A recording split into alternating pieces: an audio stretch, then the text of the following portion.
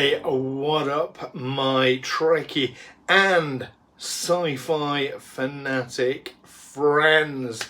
I'm Stu Jackson here with Hailing Frequencies to wish you a happy Star Wars Day.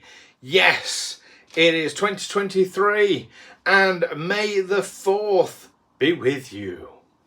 So, this year, I don't have a great deal planned for Star Wars Day. Last year, we had a Star Trek Adventures, Star Trek Livingston game planned, and I did a bit of a special opener for that. You can see that here.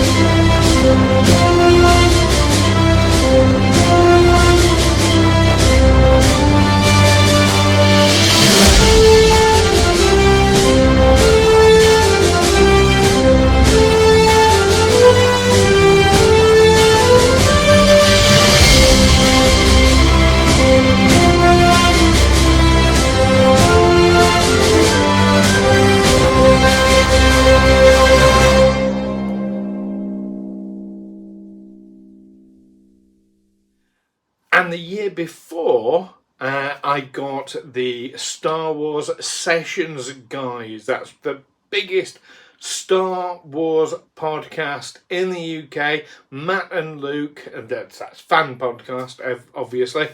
Matt and Luke to come on and join myself and Keira Georgeson for a head-to-head battle, testing how much Keira and I knew about Star Wars against how much Matt and Luke knew about Star Trek. It was hosted and the questions put to us by Conti from A Question of Trek. I will put links to all those things below so you can check out their things, but I thought this year it'd be really nice to share that competition with you, so that'll be coming up in just a moment.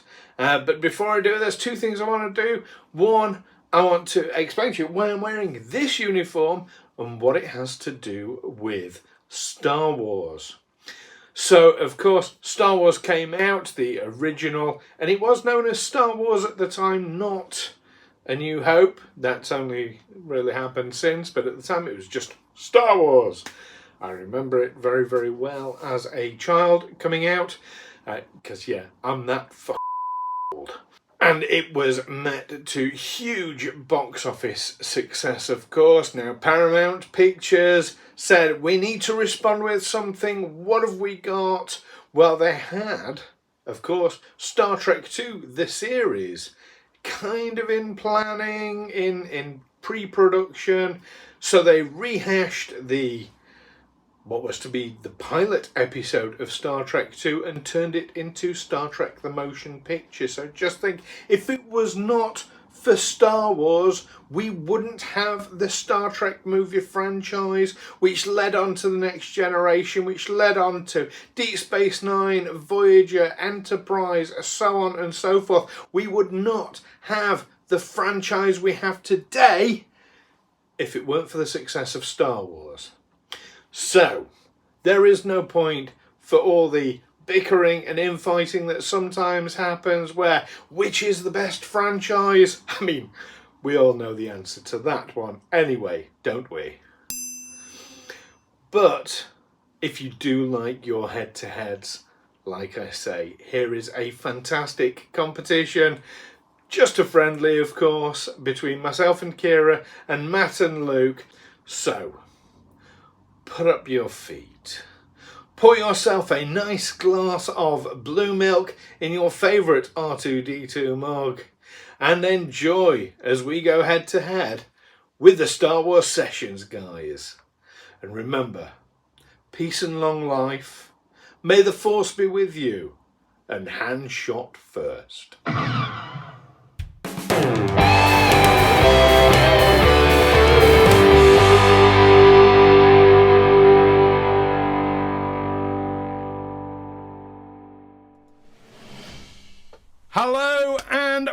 welcome to this extremely special edition of Star Trek Sunday. No, that's no moon. It's me, Stu Jackson, aka Darth Stooge.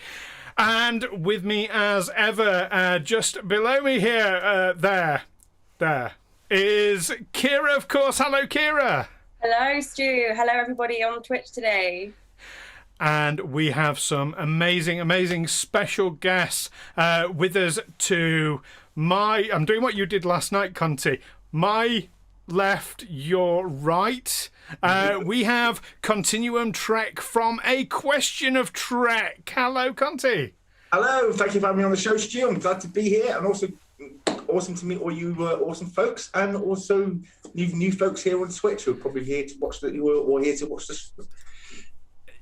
Indeed. And we, of course, from the Star Wars Sessions podcast, we have Master Luke Blywalker. Luke Bly. Hello, guys. It is an absolute pleasure to be here. This is unfound territory for us. This is new territory, like, I don't know what's going to happen. It's going to be great. Anything could happen. Anything could happen. It's going to be great. All good things. Absolutely. And of course, we also have Jabba the Hutt, Matt Hudson. Hey, guys. There we are. I feel like we're going into the final frontier here, or maybe where no man has gone before. Very excited to be doing this. Absolutely brilliant. And of course, so we're all here gathered together. God, that sounds like a sermon. We're all, of course, here to celebrate Star Wars Day in 2 days' time, May the 4th. May the 4th be with you all. So exciting. Luke and Matt, do you have anything special planned for the day? Man, well, yeah. Go on, Matty boy. You tell us a bit. We are going to wake up. We're going to be probably drinking some blue milk, as we always do. We've got a new animated series dropping called The Bad Batch on Disney Plus, which is set after the Clone Wars and follows a rogue bunch of clones. So we're going to be watching that. We're going to be dropping a recap, aren't we, mate? And then we've got something pretty cool lined up for the evening. Yeah, so we're going to do the recap, and then we've got a live stream in the evening on YouTube. And live streaming isn't really our thing. We kind of go on other people's shows, other Star Wars shows, right? So yeah, it should be fun. So if you're not doing anything, Tuesday night, come along to our YouTube channel, Star Wars Sessions, bring a cheeky beerio, and we can talk some Star Wars. It's going to be great. Sounds fantastic. And we'll put links in our Discord channel for all that after the show, and on our YouTube as well. And speaking of YouTube, over from YouTube, A Question of Trek, we have Conti. How are you doing, Conti? Awesome. Glad to be here. I usually don't do two game shows in a row, but you know what? When Keira told me about it was going to be a Star Wars versus Star Trek, well, I just couldn't resist. So I'm looking forward to it. Absolutely fantastic, because, of course, you did a live show last night, didn't you? I watched it this morning. Absolutely brilliant. We do, and we also always have these little cartoons at the beginning, which I and Zoe write, and Zoe does the animations because she's awesome at art, and I'm not. I'm rubbish. And and we have great fun making that before the show. So I had the pleasure of being a guest on A Question of Trek not long ago, and I had the best time. So if anyone is interested, I really recommend going and watching it, because I think I got one question right the entire time, and it was a complete fluke, but it was fun. Well, you still got it right, didn't you? Yes. Well, it's all about. And I think you still won too, did you not? We won. Yeah, my team won. Point. I was carried by my teammate. I literally did none of the work. He was above you. You were holding him up like that. I was the moral support of the group. We'll call it that. Okay. We've had some comments already from people watching in the chat. Ben Kerno says hello and asks the question, what is this Star Wars you talk about? Is this the Klingon War or something? Close. What? Close. The brand X of it's the brand X of sci-fi. That's it. Ed has, or Firelock22 has said, "Good Lord, it's a swarm." Normally used to seeing just two of us on here, of course. And Rockstar Sheep, hello Rockstar Sheep, lovely to see you, has said, hashtag Greg's Boys, hashtag that's best us. podcast. Yeah. Oh, We I was love getting all Greg's. excited then. We're really trying to push for a Greg sponsorship. So we're going to do a live show as well later on in the year, and we're going to throw sausage rolls into the crowd. And we already have a guy lined up, a listener, who's going to catch them in his mouth. Isn't that right, Matt? Excellent. That's right. Yes, right. Exactly. Come for the Star Wars, stay for the sausage rolls, obviously. So, So the reason I go to a Star Wars convention. Vegan sausage rolls, I'll be on because I love their vegan sausage rolls. They're so there we good. go. We'll bring vegan. We got steak bakes. Just to throw a mocker into the crowd. Yeah, it's going to be great. Brilliant. Are you going to stream live from a Greg's? I hadn't thought about that because we've been in there like once every week for the last 6 weeks probably, but you can't sit in there. All of the seating areas are closed down, so even if we wanted to, they won't let us. And I think they see us coming now, so I think that's a good idea though. A Greg's cast or something like that. Yeah, we can do that.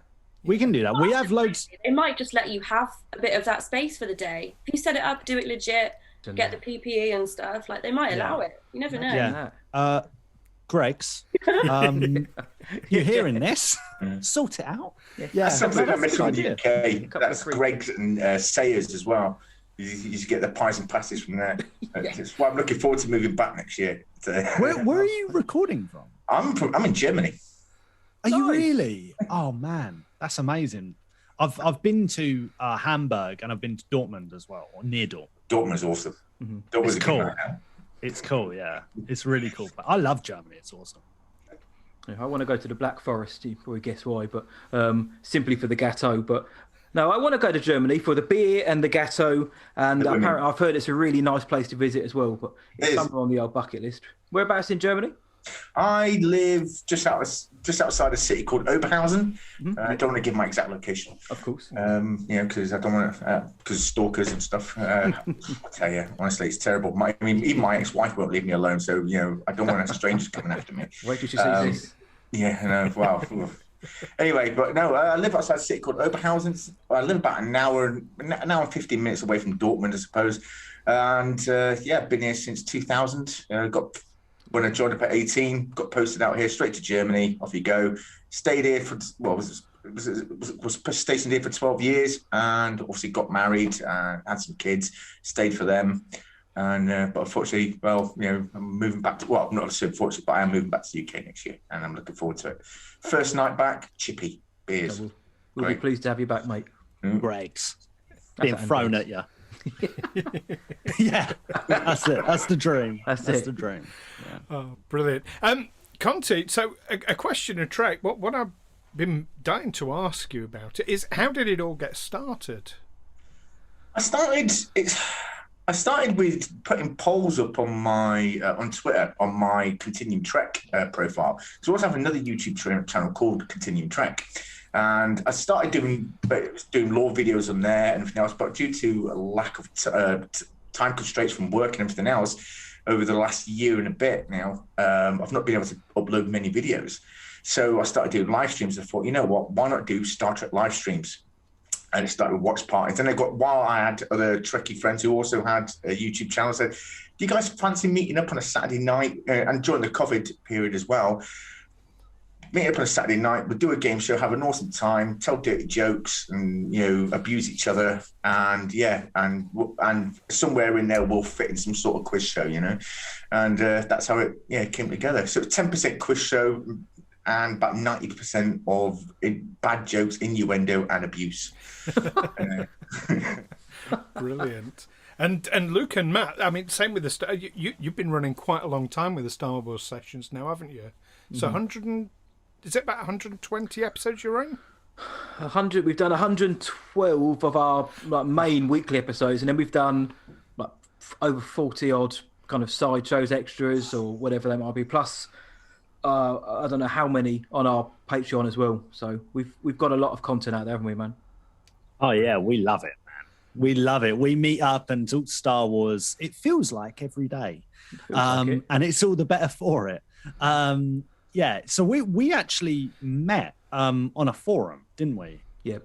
A Star Wars forum. And it turned out that we worked a few yards away from each other, a few meters away from each other on the same business. Didn't know him at all. It's just a case of like, where's everyone based? You know, where all these forums, where are you based? Where are the interesting places you can find? And then one guy pops up and says, "Oh, I'm based in this part of Essex." And I said, "Oh, same here." And we're kind of like, "Oh, whereabouts?" And it was a literal stone's throw away. And we're like, "What? Well, literally, what are the odds on that?" So we went for a coffee one day, and that was where it started, wasn't it?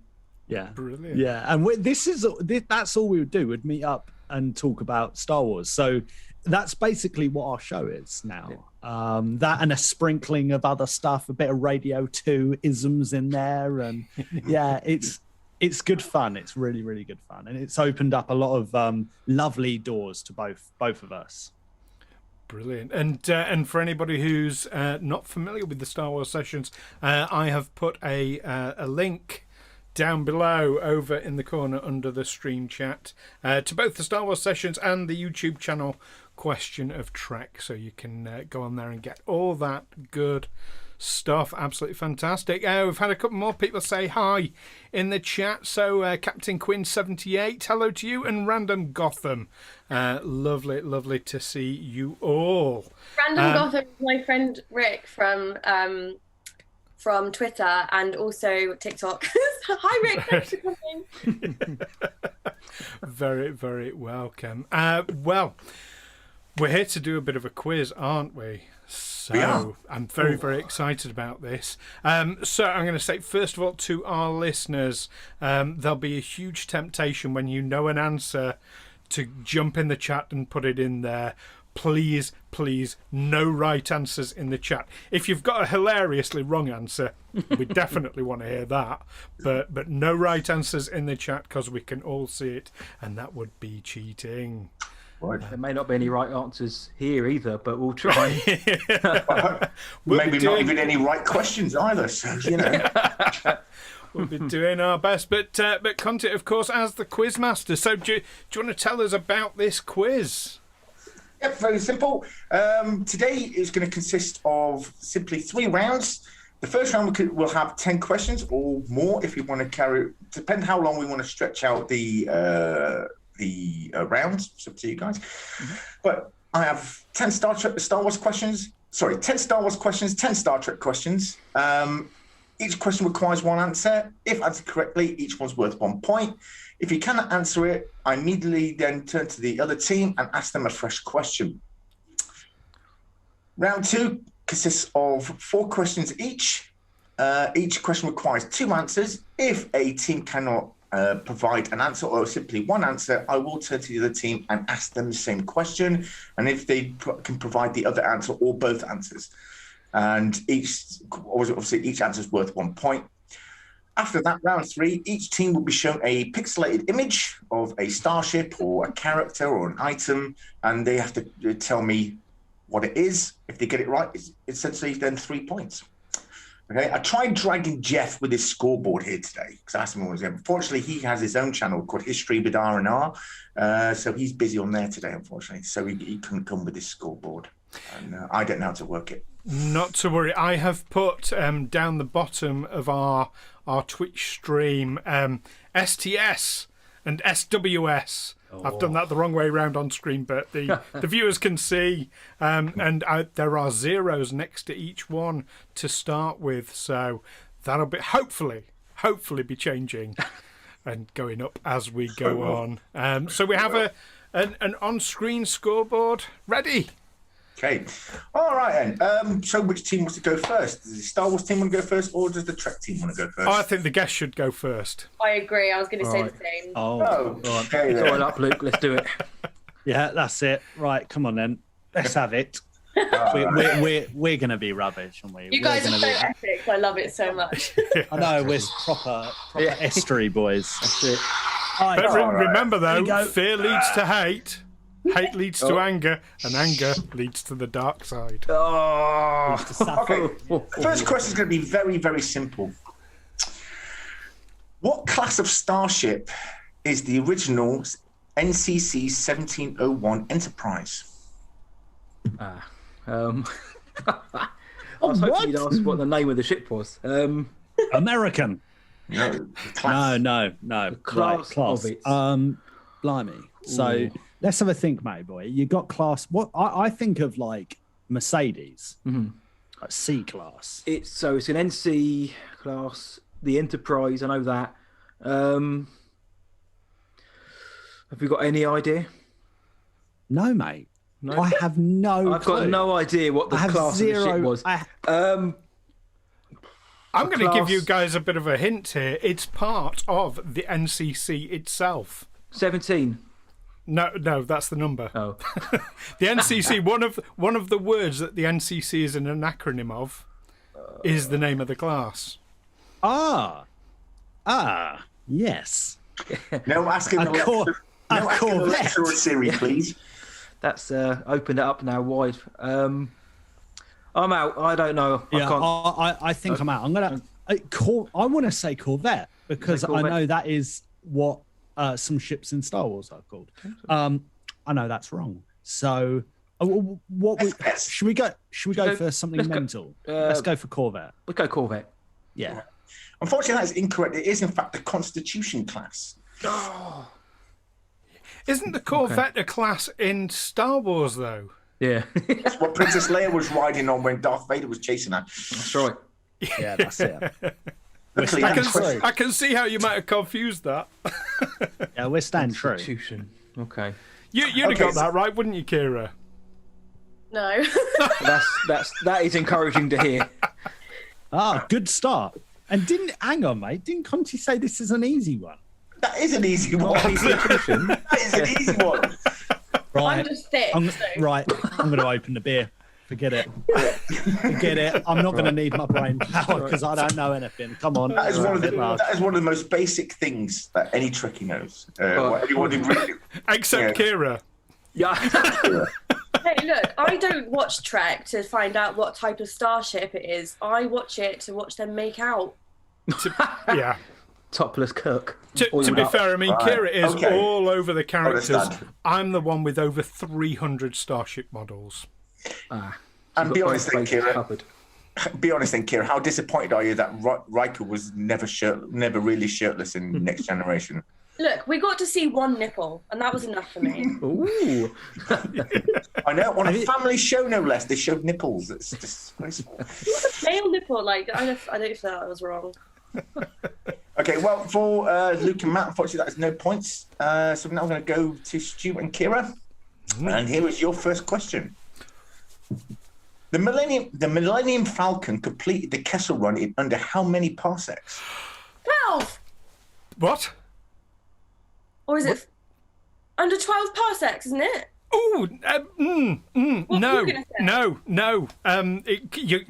You're right, but no, not quite. I watched Solo yesterday, as it happens, and no, it was done under 13 parsecs, and when.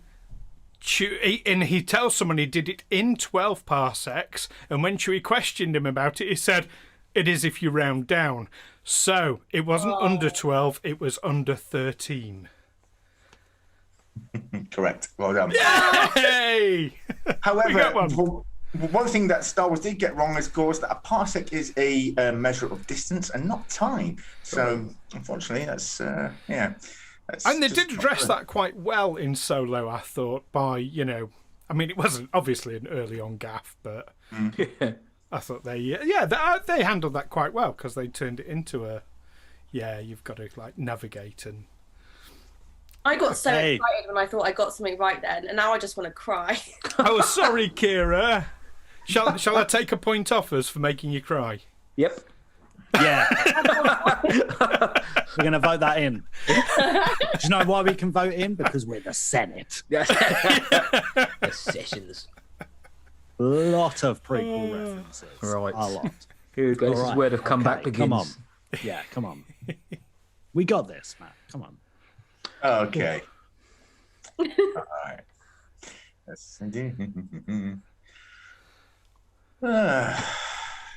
Let's have a look. You're trying to find easy questions for them, I now, am. aren't you?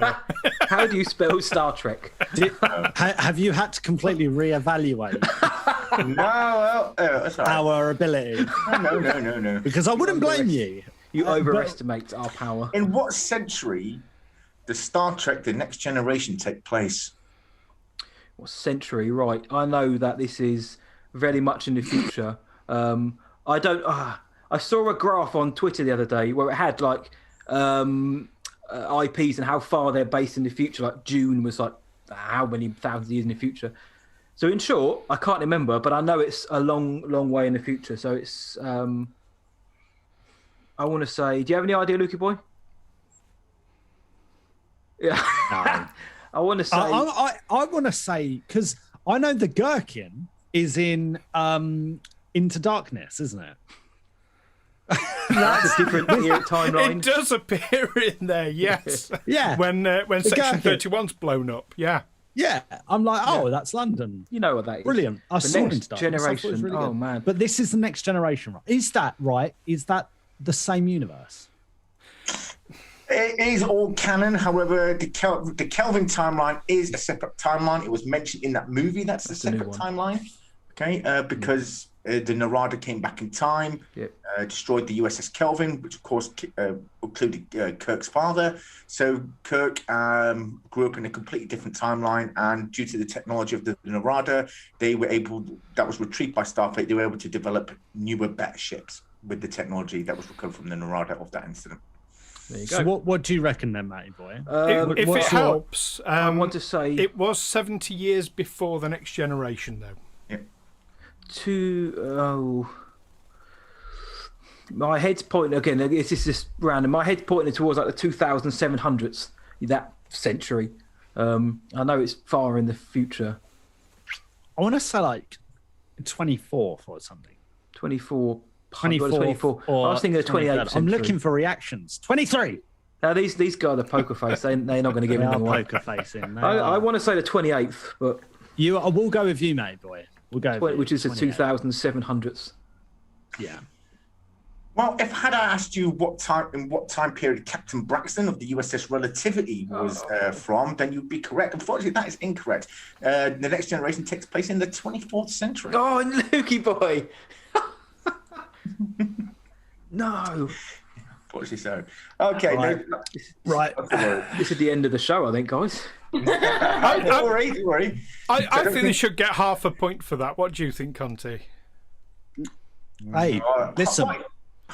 You know what? Half a point. Give him Because half. Luke did say. Half a point.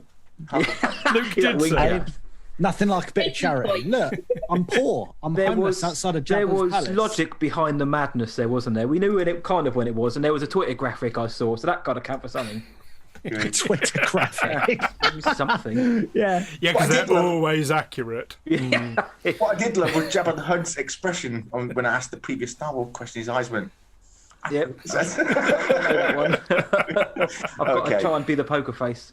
the next question for Stu and Kira. What was the name of the admiral that shouted, "It's a trap!" in Return of the Jedi? Oh, Akbar? Correct. Well done. Yeah, that was an easy one. Well done. Yeah. Well See, done. we Oh, wow. watched Easy Star questions on Wars. purpose. That's kind of the difference here. Oh man. Oh man. It's Well, a listen. trap. It's a trap! We've got a lot of questions here to win, so we're fine. We're all right, Matt. Come on, We're all we right. got this. I've got my Okay. hobgoblin. I'm having fun. You know. I got my blue milk. I was going to make some of that, but I couldn't find any blue food colouring at the supermarket. I keep it in stock because normally I stream with a Romulan ale. There we go. So and milk and blue curacao tastes bloody awful. There we go. Oh. All right, so here's the next question then for Matt and Luke. Right. What is the name of the original Enterprise's doctor? And by that I mean the Doctor from the original series.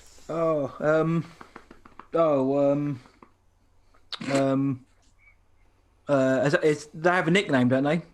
They do. Bones. Correct. Yes! I did know that one. I did know that one. Well, of course, I would have also accepted Dr. Leonard McCoy, but Bones is also an acceptable answer. High five. Oh yes, go on. Look, are you this way? I'm up. Oh, I'm every which way. all right. Well, high five. Bang. There we go. Mark. We'll have it. We'll have it. Okay, next question for Stu and Kira. In Return of the Jedi, many of these people died bringing the information of the second Death Star to the rebels. Who were they? Is this the? Many blank died bringing us this Very information. solemn moment. Many Ian Bothams died. No, it's Bothans, isn't it? It is Bothans. Well done. Yay! Well Guys done. know it. Nailing stuff. this. You guys know. You guys know. This is great. This is what happens when you grow up never having any friends or not going out anywhere. You know about the spies, the Bobbin spies. That's it. Quality. Melange. This is making me think of, is that to do with the events of Rogue One? Is that the same people?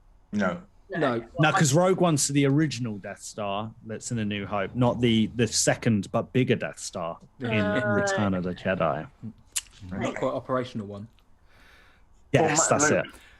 Random Gotham has said the aliens that were Jar Jar Binks, they were Gungans, weren't they? Gungans. Yeah, they're Gungans, yeah. man. Gungan style. Gungans are great.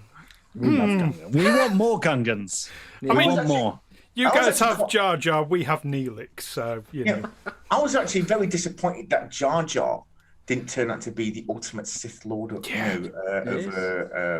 over Darth Sidious. Or There's the that fan turned out to theory, He be- still could be. Yeah. He still could be. If we get another trilogy, they'll ring up our boy Ahmed Best. I mean, Ahmed said he likes the idea of it and he's up for it. So We've had him on our show.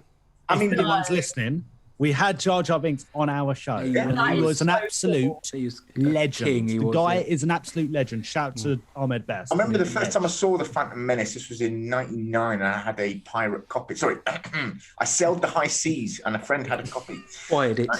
Yes, and anyway, but there was a scene when Padme is in the jug shop belonging to Anakin. What's it called? The flying Watto. guy. Watto. that's Watto, what- our boy. Lenny. Yeah. And, there's a scene where she's talking to Anakin, and there's Jar Jar peeking his head around the corner, and he's waving his hand and moving his mouth like he's controlling that. That was really creepy. Are you an angel? It was Jar Jar giving him that rubbish dialogue the whole time. Yeah, that was. We love it. We love it. Asking if she's an really angel. creepy.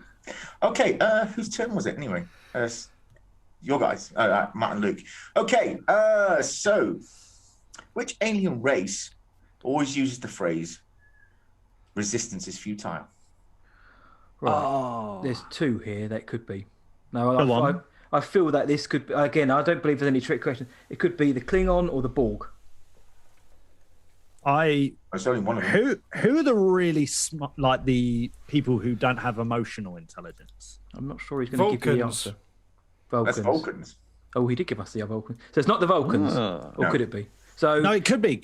no, they wouldn't give us the answer. No, it's got to be not those guys, Klingon 'cause or they- Borg. Klingon, because there was one of the geezers from the Enterprise crew who was the first Klingon to be good, basically.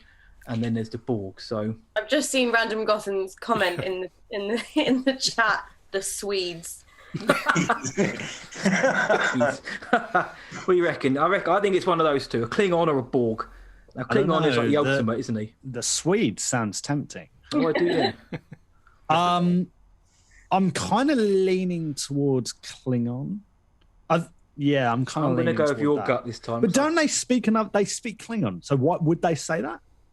it might say it in Klingon. They might say in the Klingon. I'm not going to give it. I can't make this any easy. This is one of the easiest questions. I'm going to leave this to your gut. No, instinct, it's not mate. Conti. No, it's not. Because we don't know what is going on. We don't know what's going on.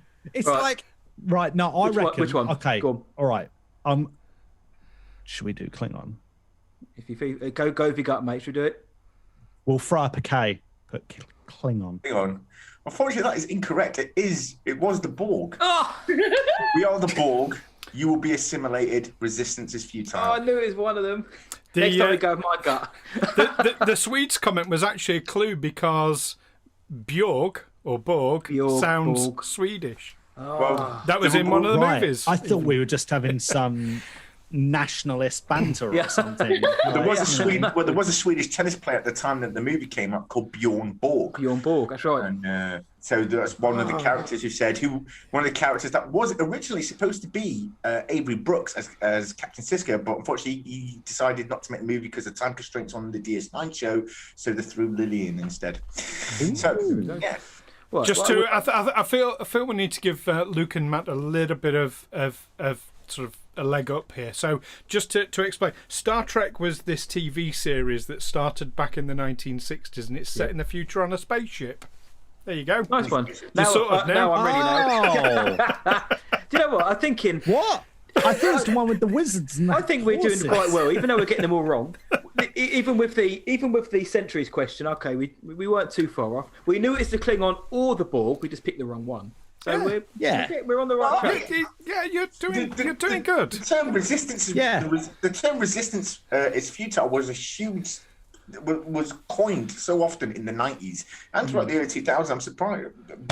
I say that as well sometimes. Like they're just like in maybe in it's the everyday heat. life. Maybe it's the heat getting to me on Tatooine or something. I think so. Yeah. The aircon on this ship isn't great. Yeah. Try some Borg gifts instead of Palpatine ones. Well, anyway, next question for Stu and Keira. In Attack of the Clones, Anakin Skywalker slaughtered these group of people like animals. The younglings.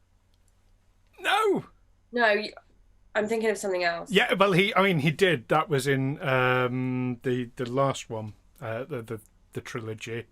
No, it was to save his mother when he rescued his mum. Who were they?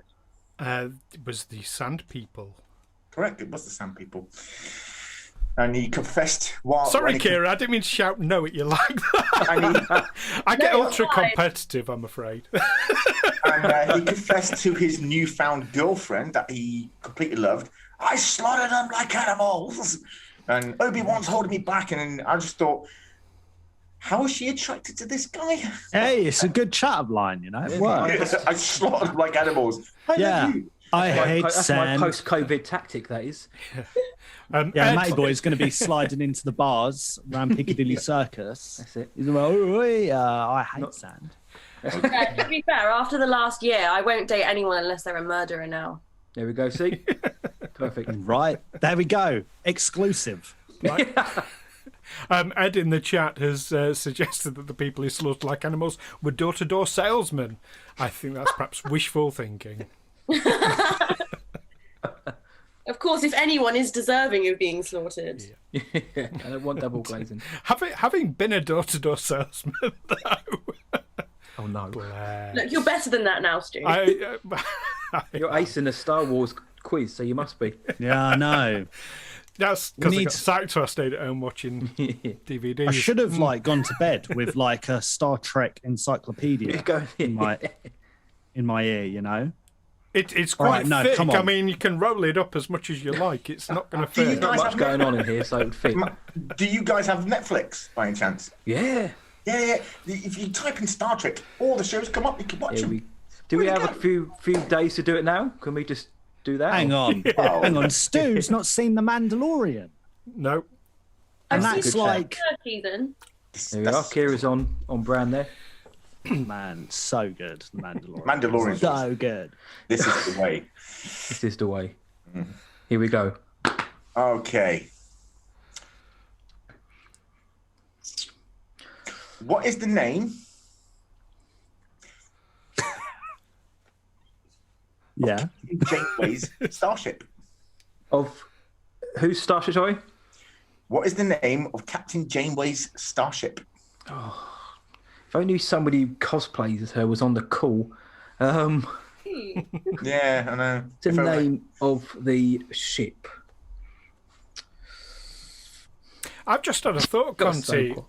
On a question of Trek, you do the shields thing, don't you?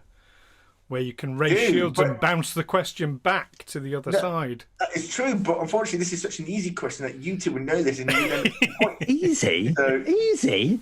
This word is being like chucked around like sausage rolls in Right. grates. If only right. there was What's a the name- series named after it. Enterprise. Voyager. Oh, is it Enterprise or Voyager? It's not Enterprise. There's It's Deep gotta Space be- Nine. There's Voyager. There's the new Picard one, which I have seen. It's quite good. The Voyager. Mandalorian. It is Deep Space Nine or Voyager. Deep Space Nine was a base, I think. Was a space All right. station. Voyager sounds about right, actually. Sounds like a good name for a ship. Yeah, it does sound like a good name for a ship. We'll go Voyager. Well, you are correct. It was the USS Voyager. Well done. Yes. There was a series called Enterprise, though. Just Yes. so you're aware. Yeah. Oh wow. Yeah, Yeah, Enterprise. that's what I thought of. I was like, oh. We went with the gut and we were right this time. So what? Dude, the fun fact is my nan loves Star Trek, and so whenever I go around my nan and granddad's, she'd have Star Trek on. So that's how I know a lot like the visuals, but it's the names. I'm not so My sure. uncle on. loves Star Trek. I feel like as a Voyager diehard fan, we should appreciate some of the comments in the chat right now.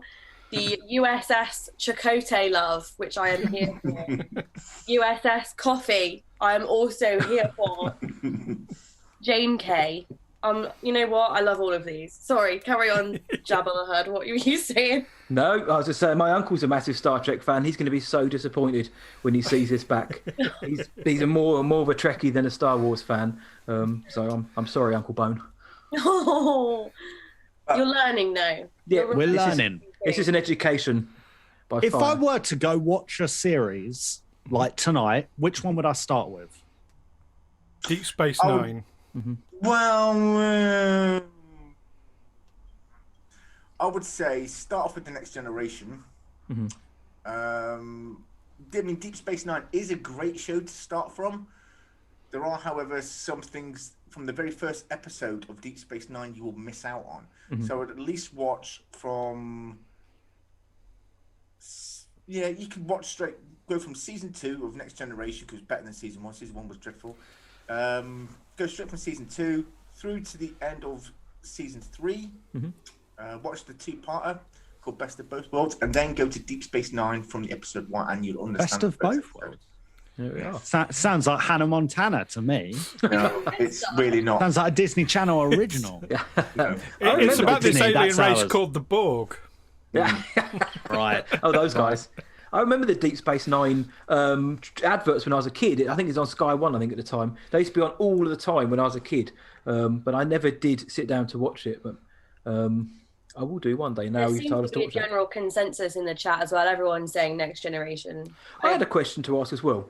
About now. Actually, I don't think I can ask it actually because Stu hasn't seen the Mando, and it Hey, may you be can ask considered it. a spoiler. No, go for it. Okay, good. I don't care. Basically, in the Mando, everyone lost their minds in the Star Wars fandom because Luke Skywalker showed up, and it was one of the greatest moments of my life ever. And who, I was going to say, in Star Trek, who could turn up? Who would turn up? What character could come up on screen that could elicit such a massive reaction from the Trek fans as Luke Skywalker for Star Wars? Q, every time he's a winner. Yeah, Q is awesome. Also, the Borg Queen. Love her. But, unfortunately, I mean, the Borg Queen was great in the movie First Contact, but I found they kind of made her a mustache twirling villain in Voyager. They humanized her too much in that show, I find. Potentially, yeah.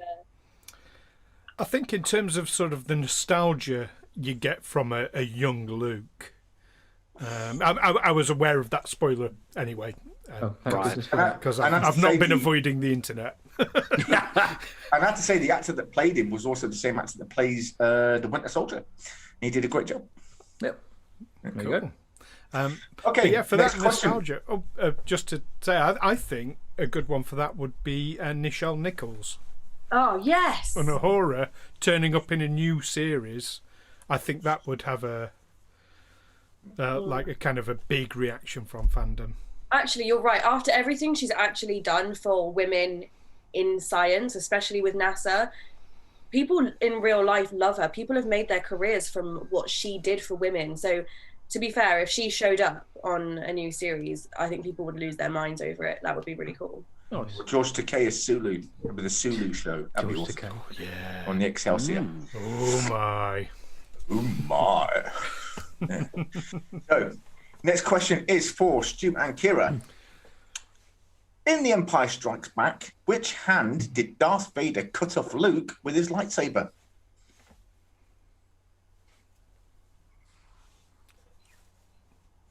Right hand? I want to say right hand. I'm picturing him getting the robot one fitted, and I think this was right at the end, and the robot sort of opened the panel and they're fiddling about and he's doing that, and I'm pretty sure he's got his hand out like that. I think right hand. I was picturing the scene where he's on the balcony. Oh, clutching the with Padme, and he's like with Padme, Luke. Padme. No, I'm thinking As Anakin. I was his thinking father. Anakin. Don't listen to me. I obviously don't even know their names. But I mean, to be fair, every single Star Wars film has someone getting their hand chopped off. I mean, look at. Am I right? I'm right about that, Luke and Matt. I don't know about the new ones. No, it's not everyone, not every single one. Now the last one didn't. I don't think the last It was Jedi like didn't, did it? In the Last Jedi, there wasn't even a lightsaber didn't clash against each other, did they? No, there wasn't a lightsaber on lightsaber duel for the first time. Yeah. It was the nice. throne room Yeah, the where guards, Kylo. Oh man, that scene. Yes, So good. Nerdgasm is My real. wide Ben Solo. It's real. Yeah. It's honestly so good. Yep. But No, anyway, back to you, Stu. And Yeah. Kira. So, Kira, which hand did Anakin have cut off then? I was thinking the right hand, but I clearly don't know my ass from my own elbow. So No, I think you were right. I think it's the right. I couldn't say I'm 100%, but we've got a 50-50 chance here. Well, you know what to say. You're either left or you're right, and you are right. So here we go. Well done. hey. I'm joking. It's a joke. Come on, relax. Anyway, well done. So I think that's so far 5 questions each. Would you like to continue the first round with more questions like this, or should we go into the next round? Remind us what the next round is. Next round is merely 4 questions, each question requiring 2 answers. Ah, okay. What are you thinking, Lukey Boy? What are we? 5-2 down? 5-2.5 down? Are we? Yeah, I don't know. What are we? What's the score? 4 to 2.5. Mate. Ooh. Come on, we can carry on. Yeah. Okay, Yeah, we'll carry on the first round then. The dignity's still there. So the next question then for Luke and Matt is: what technology produces food for the crew?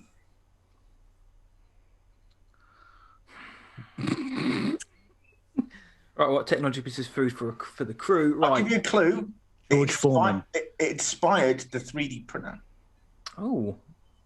Right. It's not George Foreman. Thank you. I'm glad someone acknowledged I it. did hear that, sorry. Okay, what technology? Yeah.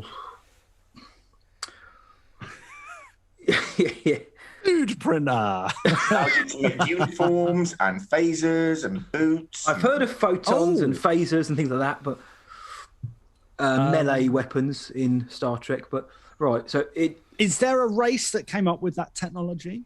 Just like the humans of... Many have claimed to be the creators of that technology, but none have been confirmed as canon yet. Wow. I think This is the a real lot deal. of the races have their own versions of it because when they meet a different alien race, quite a lot of the time they have their own one. right, so it's like a 3D printer, and it's it's not patented by one species. So It's an all-in-one for everyone. And it goes across like this, I'm assuming. It's very similar to the transporter. It has the same effect. So when you ask for a glass of, say, when you ask for a martini, it'll beam in a martini, but it has a different name. It's the same stuff as like the Beam Me Up Scotty, that kind of thing. Mm-hmm. The Zoom thing. Who made the Beam Me Up Scotty? Was it Scotty? No, that's because he's asking to be beamed up by Scotty. I'm not. Right. I'll repeat the question. What piece of technology provides food and equipment and clothing for the crew? Okay, and it's like a 3D printer, and it's not Beam Me Up Scotty, Luke. It's similar, but it's not the same. Beamer. Food beamer. I don't think what that's called. It's just like a. Yeah, you go with that, Luke. Go with that. Do you reckon that? Because I have zero clue. So I think we should just throw something out there and see what happens. I'm gonna live on your hill here. Food beamer. That's your final answer? Well, it's wrong. I know it's wrong. Unless it is literally a BMW made of bananas or something. What about Vulcan Beamer? Something like that. Vulcan Beamer. It's not. It is called the Replicator. Well, that makes more sense. That does make more sense. Okay. Right. No, Vulcan Beamer, I think that's the Food official beamer. title. You just see a Vulcan now. like driving along in his Beamer in his 3 Series. If you want a replicated Vulcan, you have to go to Quark's. He's got the right facilities for that. So Vulcan love slave number 3. Has he? Oh yes. I've just seen a comment in the chat, and as a former bartender, I feel like I should address it. Is the martini shaken or stirred? If you want a real martini, it's always stirred. James Bond asks for shaken martinis. The writer put that into the books to show that he's an uncouth, classless human being. If you want a real martini, it should always be stirred. Yeah. There we go. Right. But the replicator can produce both. So if you want it shaken, it will give you a shaken martini. Wow. There we go. Classless. Well, do you know what though? In the chat, they did say Martina. So if it is a person, then maybe they could get really dizzy. Well, we'll give Martina the choice because I feel like she should have some bodily autonomy. Yeah. And she's feeling pretty shaken already, so... Yeah. Martina! All right, next question for Stu and Keira. In The Empire Strikes Back, what did Leia call Han Solo in the medical bay after French kissing her brother, Luke? I hate that scene. Well, you know, what happens in the family stays in the family. All right.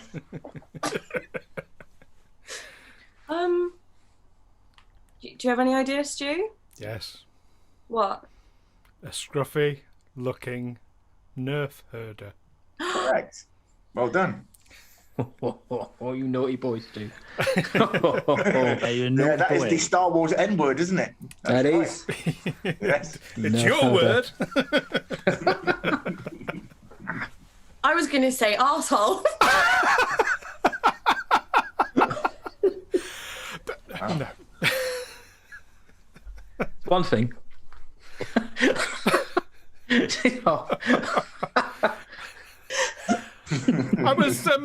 I was watching Buffy the Vampire Slayer this morning, and I realised that the visual effects are done by Nerf Herder production. Oh, cool. It might be the sound effects. It's one or the other, but yeah. It wouldn't have worked quite so well with Kira's answer. No. Although I've worked with many production agencies where that would be accurate. I'm sorry for swearing live, everybody. This one is for Luke and Matt. Yes. What was the title of the original Star Trek pilot? Oh, the only thing is, I actually did know this, and I genuinely did, and I can't remember. Matt, search your feelings. Oh, well, here's my hand, so I'm not searching Google. I genuinely did know this one. You got this, mate. Come on. Oh, I can't remember. Come on, Matt. Come on. Use that big brain. Yes. Come on, you cheeky boy. Yeah.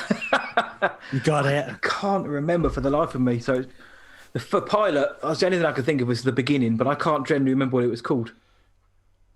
And I did hear about it, and I did know this. I'll give you, maybe this clue might help you. There was the scenes that were taken were reused in another Star Trek original series episode called The Menagerie, which was a two-parter. And Spock had to explain why he stole the Enterprise by using the scenes of what happened in that episode. This second episode was called The Menagerie, so that might help you out. Oh God, I can't remember what it was called now. Because he nicked it from the Menagerie. Episode 4, according to Ben Kerno.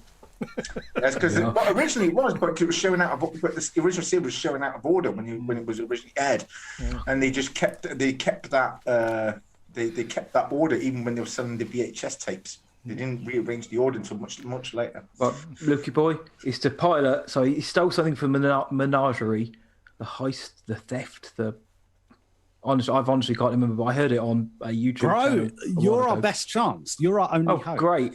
Then we have none. Should we go for?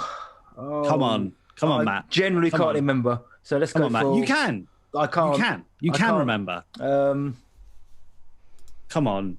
Do you need a Snickers or something? Got a Snickers? Like just have a bite of that. A couple of those beers you've got there. Think about the word menagerie. What is a menagerie? I'm looking at Luke to start to give me an help here. I can't help, mate. You know what a menagerie is? I can't help you with this, mate. I have no idea. A menagerie a menagerie is a zoo is a menagerie, for instance. Yeah, it's birds and things, isn't it? So, the birdhouse. That's close. Oh no, because I know as soon as it's getting there. The bird cage. That's a film. Good film too. Yeah. The bird catcher. You were close with the previous comment. Oh. Right, look. So we got birdhouse was close. No, the other one. The bird's cage Catcher. was close. Bird cage. What's another word for bird enclosure? Bird cage. Is it? No, they wouldn't. Oh no, they could use something like the eagle cage or something like the eagle nest. I'm sticking with bird. Go on, Eagle then. has landed. Bird. Yeah. Bird. What's another word for enclosure that's not menagerie or cage or house? I don't know. I think time's up, Matt. I think you might want to go. You just said it a second ago. Oh, we said it. Yeah. Matt, Jabba the Hutt just said it a second ago. He was saying, "What's another word for this?" And you spouted out a whole bunch of words. Oh no! So what did I say? Enclosure. Is that the word I said? And you said a few other words. The bird enclosure, the bird house, the bird cage, the bird Trap. Catcher. Bird trap. Remove the word bird. The enclosure, the capture, the cage. The cage is correct. Well done. First time lucky. Yes. Thanks, guys. Yes. Nailed Thanks, it. guys. Hey, Nailed Thank you. I do listen, feel slightly bad for taking that answer, but that you helped us along there. Well, you helped Matt along there. Thanks. No worries. nice one. Conti. Okay. For Stu and Keira. Now, this is a really easy one. Which microscopic life forms allow Jedi and Sith to use the Force? Oh, I actually know this. I just can't remember the word. Medi. Or is it MIDI? It's something similar to what you put in your swimming pool. Chlorine. Mm-hmm. MIDI. Midichlorians. Correct. Well done. Yay! Some good knowledge. All Don't right. mention that in the Star Wars world, that M word, but it's out there. Yes, that was. Even I mean, I wasn't a big Star Wars fan, but I thought, just there were certain people who had this ability to learn this magic, and then they said, "Oh yeah, it's midichlorians now." And you're like, Yep. It's The what number. now? Yep. Yeah. I tell you remember what, though. I tell you what, we've done a whole episode about that. How that's a reflection of how the Jedi were failing. What a lot of people don't realize is the prequels has shown the Jedi at their worst. Yep. They were disconnected from the spiritual aspect of the Force. They tried to And quantify it somehow, which they can't be. that. Yeah, that led to their demise. So we've got an episode on that, haven't we? But I don't know. I can't remember. What a good plug that was. Yeah. Yeah, cheeky plug. It's called Failure of the Jedi. What? I mean, I made a point of remembering it as a way of teasing Star Wars fans. So, you know. Oh no. Oh, well, we put that shield that up, didn't one. we? We put that shield up and we got, answer. We put that replicant beam up and you ain't getting past that. We can't answer with the bird cage, but we got that defense. Oh, gosh. Excellent. Oh. All right, no, come on, Matt. We got Okay, this. all right. You got this, Matt. Yeah. Okay. So, I think. All right. I think we'll go with this one. Here we Should go. be easy enough. Should be easy enough, I think. Yeah. Oh, it's Matt's face. Oh dear. All right. What is the Kobayashi Maru? Come on, This is Luke. an easy one. This is definitely your one now to go for. No, Matt. Yeah. No, it's not. Yeah, I don't it know. is. I do not know. Kobayashi Maru. Right, it sounds like a nice meal, but it obviously isn't. Is it? It reminds me of Terrace Carsey, like Oh, you know, that's a good shout, like actually. fighting, like a Terrace fighting Carsey is like style. karate type thing. Kobayashi Yeah. Maru. So Terrace Carsey was a form of like martial arts, I guess, isn't it? Yeah, Star Wars Galaxy. It sounds a bit like that. A fighting style or something you learn. What is it again? Kobe. It's called the Kobayashi Maru. Now, I reckon. Is it an object? I reckon you're No. Kobayashi Maru. Is it something you can learn? I think it's something. it's you learn. definitely something It's something Starfleet cadets have to learn and have to take. Some of them some of them take this or do The test. or perform this several times over. Now, what kind of test is it? Well, Kind of gave that away what it is, A but test of courage. Some of them have even been known to cheat. The yes, some of them have been known to cheat, like Captain Kirk. naughty people. naughty boy, Oh, Kirk. Kirk. Can't trust Kirk. He's a cheeky lad. Always all up there. Right. So if you can cheat on it, then maybe it isn't something you can like a martial arts type thing. If you can cheat on it, because how do you cheat on a fighting exam?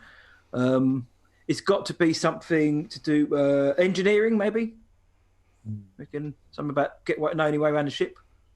Ooh, maybe Technical it's stuff? using that. Yeah, I think Technical- that's a good shout. Or yeah, like using those beam me up Scotty stuff. You know. So technical, we're going to go for. Should we go technical? Some sort of technical. What exam? do you think? Yeah, I think so. Well, if you can cheat on it, it's got to be tangible enough. Because I mean, you Right. can't really. You can cheat on a fight if you really want to, but not really. At first, I was leaning towards something maybe a bit more mysterious or spiritual, but I don't think it. By the sounds of it, is that. Engineering, technical, something to I do think with how you're to right. run a ship. Yeah. Maybe Technical- it is like you're driving. Maybe it's a bit like you're driving. Oh, that's a Test. good shout.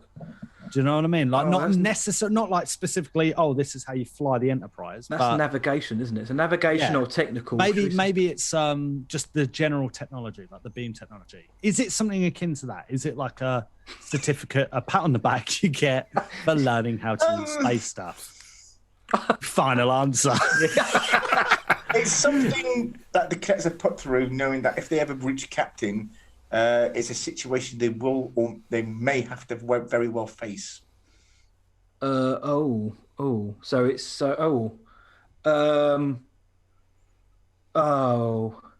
Is it captain. Is it? The captain's he captain's the one who makes all the decisions. The captain, if the I'll give you a captain clue. can face Oh, it, hang on. it's I got to think- be like a is it suicide like- thing or something.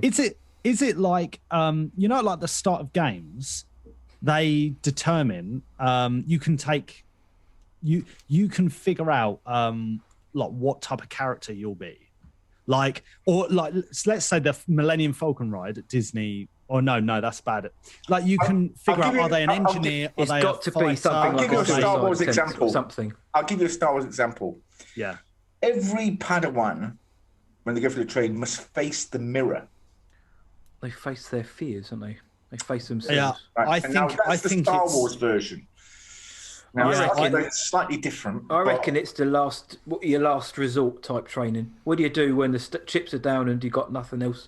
I think it's about the person. I think it's about the person, the actual. How do you cope in that situation? Are you going to be like a blue lightsaber wielder? Are you going to be green? Are you going? You know, when there's that episode of Clone Wars where the kids are basically finding out about themselves. I think that's kind of like him. Right. So maybe like Maru. Yeah. I'm going to like a character. You're like very close. You are very close. I'm going to give you the point. The Kobayashi Maru is a training simulation which is known as the no-win scenario, where they have to try and attempt to rescue a ship. However, in doing so, you will die. Suicide, see? Now, there's only one captain that has truly ever passed the Kobayashi Maru, and that was by destroying the Kobayashi Maru, the ship known as the Kobayashi Maru in the simulation.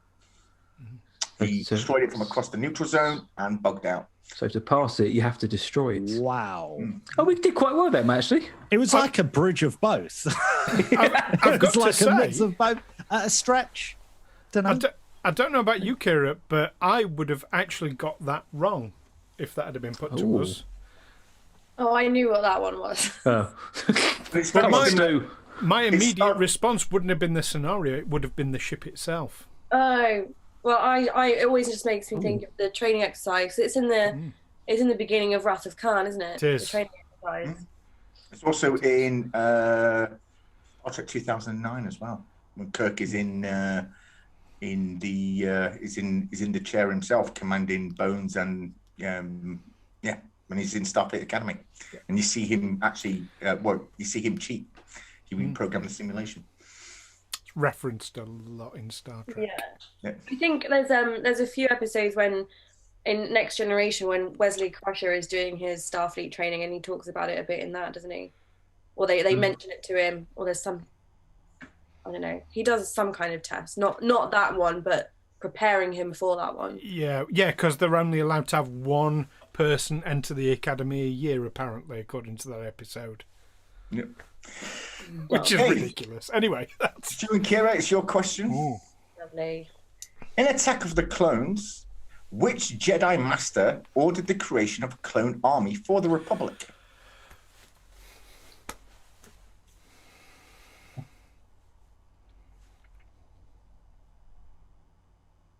Now, I'll give you a hint. The character himself was never seen, but he was mentioned. His name was mentioned. He also died 10 years beforehand.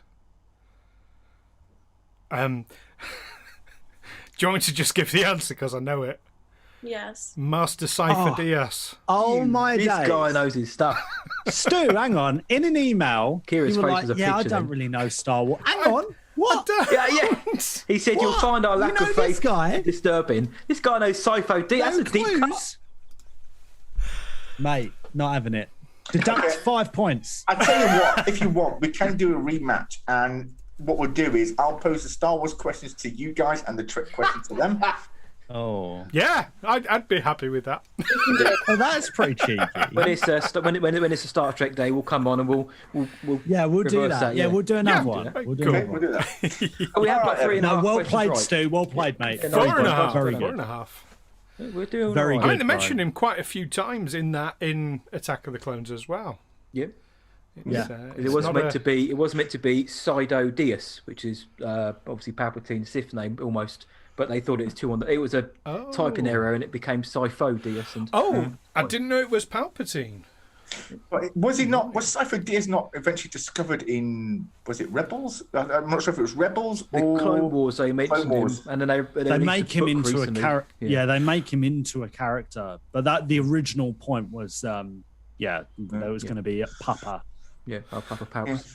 Okay. Well, in Attack of the Clones, when Obi-Wan mentions it to, I think it's Yoda, it's certainly the Jedi Council, I think Yoda even says, like, well, no, he died long before. So he acknowledges him as an actual person. Little in baby that. there. Yep. Yeah, the child. Grogu. Captain Quinn thought Master Diaz was Dooku. Interesting. That's a good take. Darth Tyrannus, isn't it? But it is actually that's Jar it. Jar Binks, as Captain Quinn says. Yeah. Oh, Yeah. We love Jar Jar. I love Love Jar a bit Jar. Jar Jar appreciation. I was so young and innocent when those films came out. I didn't realise how bad they were. So me and my mum used to watch them all the time, and we used to talk like Jar Jar Binks all the time. Like, it was actually disgusting. There's no time like the present to do it again. Yeah, that's it. Get it going again. Go on.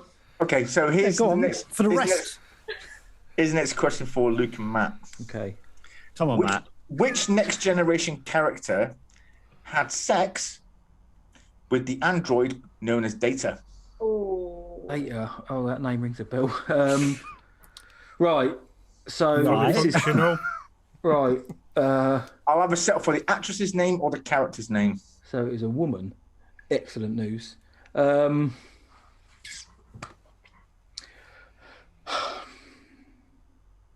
reckon.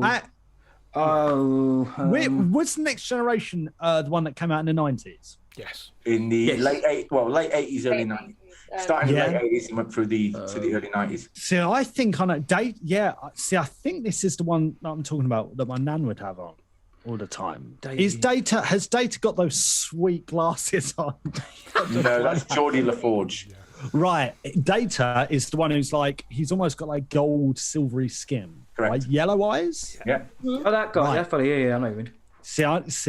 Hey. Yeah, mate, C-3PO is random hey, Gotham Hey, says. Matt. Hey, look at us. Yeah, you would have thought, not me. Right. I don't know. The Next Generation. I know. I think so. I know some of the guys who are in it. I like LeVar Burton. I know he was in it. What? I was thinking like the actors' names. Who Was I can Lucy remember. Liu in Star Trek? No? That wasn't Okay. Lucy Liu then. Right. Data. There was Will Wheaton was in it, or I think Will Wheaton was Will Wheaton in it. Shut up, Wesley. That's it. Wesley. He was a little lad. Will Wheaton. Will Wheaton. There was Will Wheaton. There was LeVar Burton. There was. Right. There was the woman whose name I can't remember. I can picture her actually in my head. Has she got brown hair? Yeah, that's Councillor Troy. Okay. That was Marin or something. Yeah. So it wasn't there. Obviously. Marina Sirtis. No. No, that's like Marina Troy's. I'm not sure. I'm really not sure if it was. The only actress I knew who was in it was the one that's just been named and was wrong. So Yeah. There was another female. There was another Anna female something. character. Was there a blonde character? Ooh, Yeah, and did she wear a blue uniform? No. See, it's really like She was I've probably blonde. not seen this stuff since the 90s. She was or blonde, but 90s. she wore a gold uniform. But Yeah. what was her name? He was head of security, if that helps. Before Worf. If it's any help, the actor herself is the daughter of a very famous singer. Really? Yeah. Oh, of course. famous singer. Oh, was a doctor. No. Oh, not in universe. No, no, the actor. Oh, okay. The actress, yeah. Or actor, yeah. Or whatever. I get confused. Who fancied Data? Who fancied Doctor. She Hey wasn't a Google. She wasn't a computer specialist, but she knew her data input. Anyway, That's a good one. That is. So the guys. So the singers are. So the singer was her dad in real life.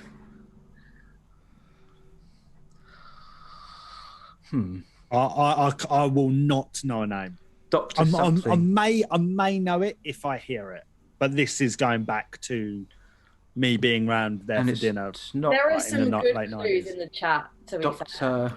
Oh, I haven't got. I'm the not chat on the open. chat. I Hang should on, have the let chat me- open, shouldn't I? If you're going to open Twitch, make sure you mute the tab. That's a good Otherwise, idea. Yeah. Actually, yes. Yeah. that's one affects thing. the- That's one thing as well Have a about look. Zoom. I Is better not, it doesn't actually. show you the chat from your actual channel. Doctor. No. Who has a crush? Someone just put C3PO. So Yeah. the Data is the yellow fella. Someone's got a crush on Data. Who is it? Who fancies Data? I'll give you a clue. It was in the episode the Naked Now, where the crew were infected by some sort of virus, and that made them more, should we say, saucy. It was Or a sort of spicy. intoxication What? virus. They were acting like they were drunk. This is one of my favourite episodes, and I think it's one of Stu's Seen the favourite memes or the episodes. gifs or something of that, I think. Well, we reviewed it a couple of weeks ago, didn't we? We did have a review on this. Picard gets hammered. Well, so it would seem. And it wasn't Picard because it's a Doctor. Well, I'm looking. Hopefully the chat can She's help. not a doctor. She's not a doctor. You're thinking about Dr. Crusher with the red hair, aren't you? But yeah, I think so. Yeah, it's I will alright. just go with that. I don't know then, mate. I can't think. Yeah, I don't the only know. other one I knew was wrong. Yeah. Well, it was in fact the character's name was Tasha. Was Lieutenant Commander Tasha Yar, and she was played by Denise Crosby, the singer called Bing. Bing daughter of the Crosby. singer called Bing Crosby. Yep, I didn't know that one. Ah. I know the singer, but good old Bing, but I don't know that character. Right. Can I Google that now, just so I know the picture? Yeah. Yeah. If I put in just Crosby Star Trek. I'm gonna She has a open bit of the a chat. Donald Trump haircut. So No, don't say that. she does. What was the name I again? do remember her. Bing Crosby daughter. Gotcha. Ashley Gar's awesome. She was one of my favourite characters. She did, Mary Crosby. and she died. But Yeah. she wasn't at the front of my memory actually. I think even then I was thinking of a different character when I said it. Was it a blonde person? Oh well, fair enough. Right, Matty Right. boy. We'll take Right, the so- L on that. No, we take the L, yep. Yeah, I'm going to get the stream open whilst the question's on. yeah. Okay, so next question is for Stu and Kira. On which planet did Ray grow up as a junker? The sandy one. But Yes, it but what was his wasn't name? Tatooine. Nope. It was like Tatooine, but it wasn't Tatooine. Oh.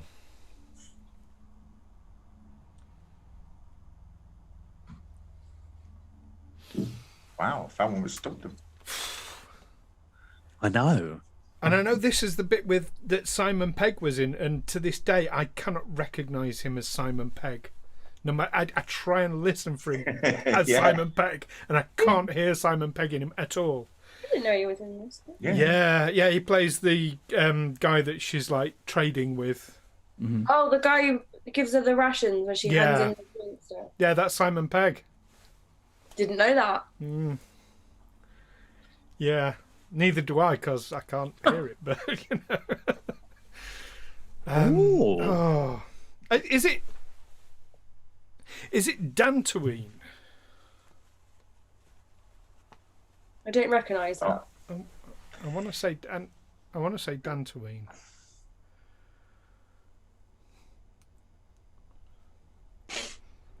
I'm looking at the chat. Luke dying to shout out the answer. Planet aren't you, Luke? Morocco. Big smile on his face. Actually, no one. Sand trap. It's a trap. Planet Morocco. I feel like it does begin with a D, but I don't know. I can't remember.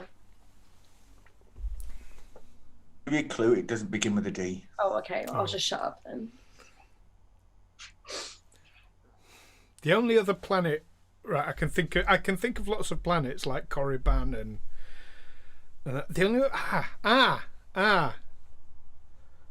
Oh no, that's a space station in Knights of the Old Republic. I was going to say Yavin, but that's probably not been in a film.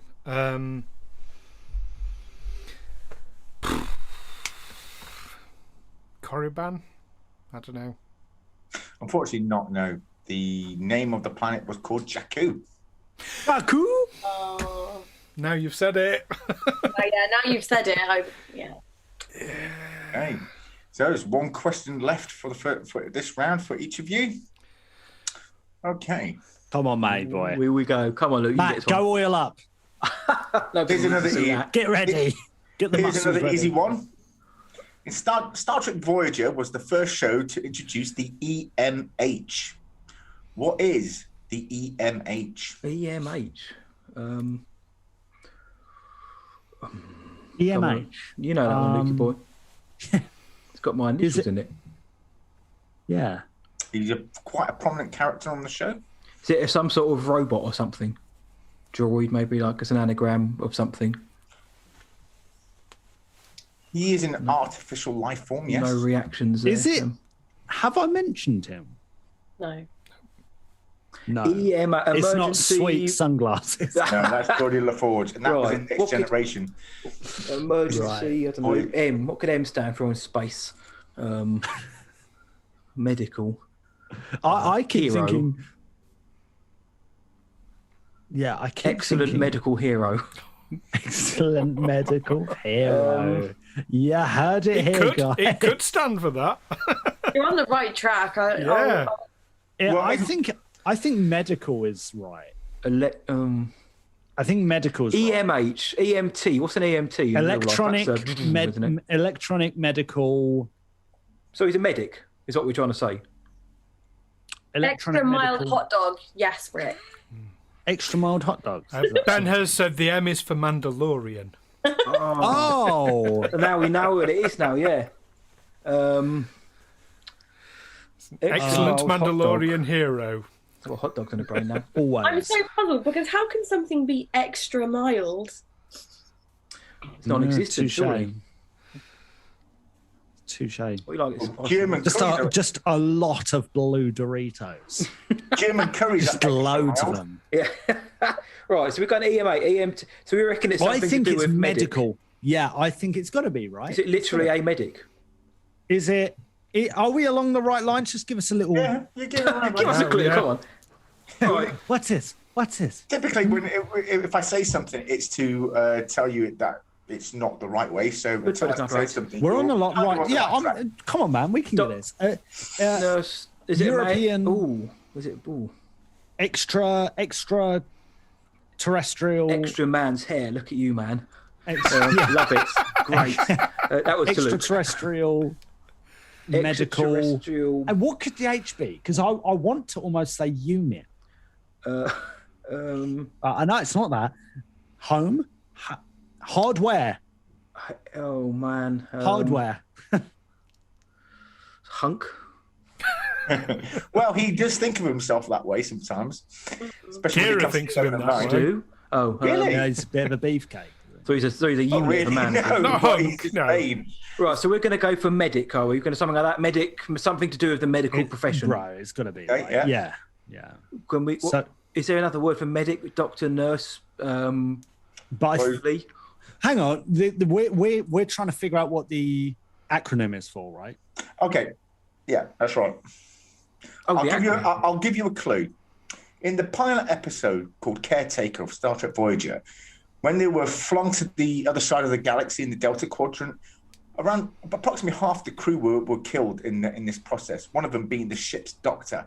So they activated the EMH, who ran consistently or was operated consistently throughout the 7-year journey. Emergency medical help. You're very So close. That's so good, Matt. We almost said. Well, they said, well, if the doctor's dead, then and there's no one on board to do it, it's got to be some kind of emergency. Yeah. So the M's got to be medical. It's got to be, right?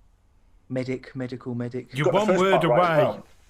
Well, You one just- word. It's the help, isn't it, that's wrong, right? It's the H that's wrong. You just got to figure out what the H stands for. Yeah. Emergency medical So it's not hunk. It's not hotline. I know when a hotline It's not hot bling. dog. Just call 111. Can you please? Yeah. Just in Yeah. the Delta Quadrant. Will be 4 hours. Please state the nature of the medical We're dealing with loads emergency. of That's it. people at the moment. We'll be 4 past 6. Emergency medical H. What's the procedure that could begin with H? It's not help. It's not. Well, Conti said it is It's an not artificial life form. It's an artificial life form. So it's some sort of A droid. droid. What could begin with H? That'd be the droidy robot thing that begins with H. Yeah. Artificial hot. Help me, Obi-Wan Kenobi. You're my only hope. Hope. Oh, That's a good clue. That is really a good clue. Oh, That's it's an not hope excellent then. clue. Hologram. Hologram. Yes! Yes. Put it all together. Oh, emergency medical hologram. Yeah. Well done. Luke's frozen in time. Mate. That's very good. We're repping. Come on. Brilliantly by Robert Picardo. Again, thank you for helping us with that. You're like our stabilizers on a bike. Yeah. No problem. Usually I don't help people, but clearly you are some at a disadvantage with Stu's knowledge, or Stu and Kira's knowledge of Star Wars. So And on account of us not really seeing what we're talking about. Yes. But we're having fun. We're having fun. We did get the medic part first, though, so we were on the right track. We got You them got out. that straight off the Okay. bat. That was Yeah. good. And the Keras Tarzi thing, Kobe Ashley, you were on the right track there, mate. this one is for Stu and Kira. Here we go. In A New Hope, who was in command of the Death Star?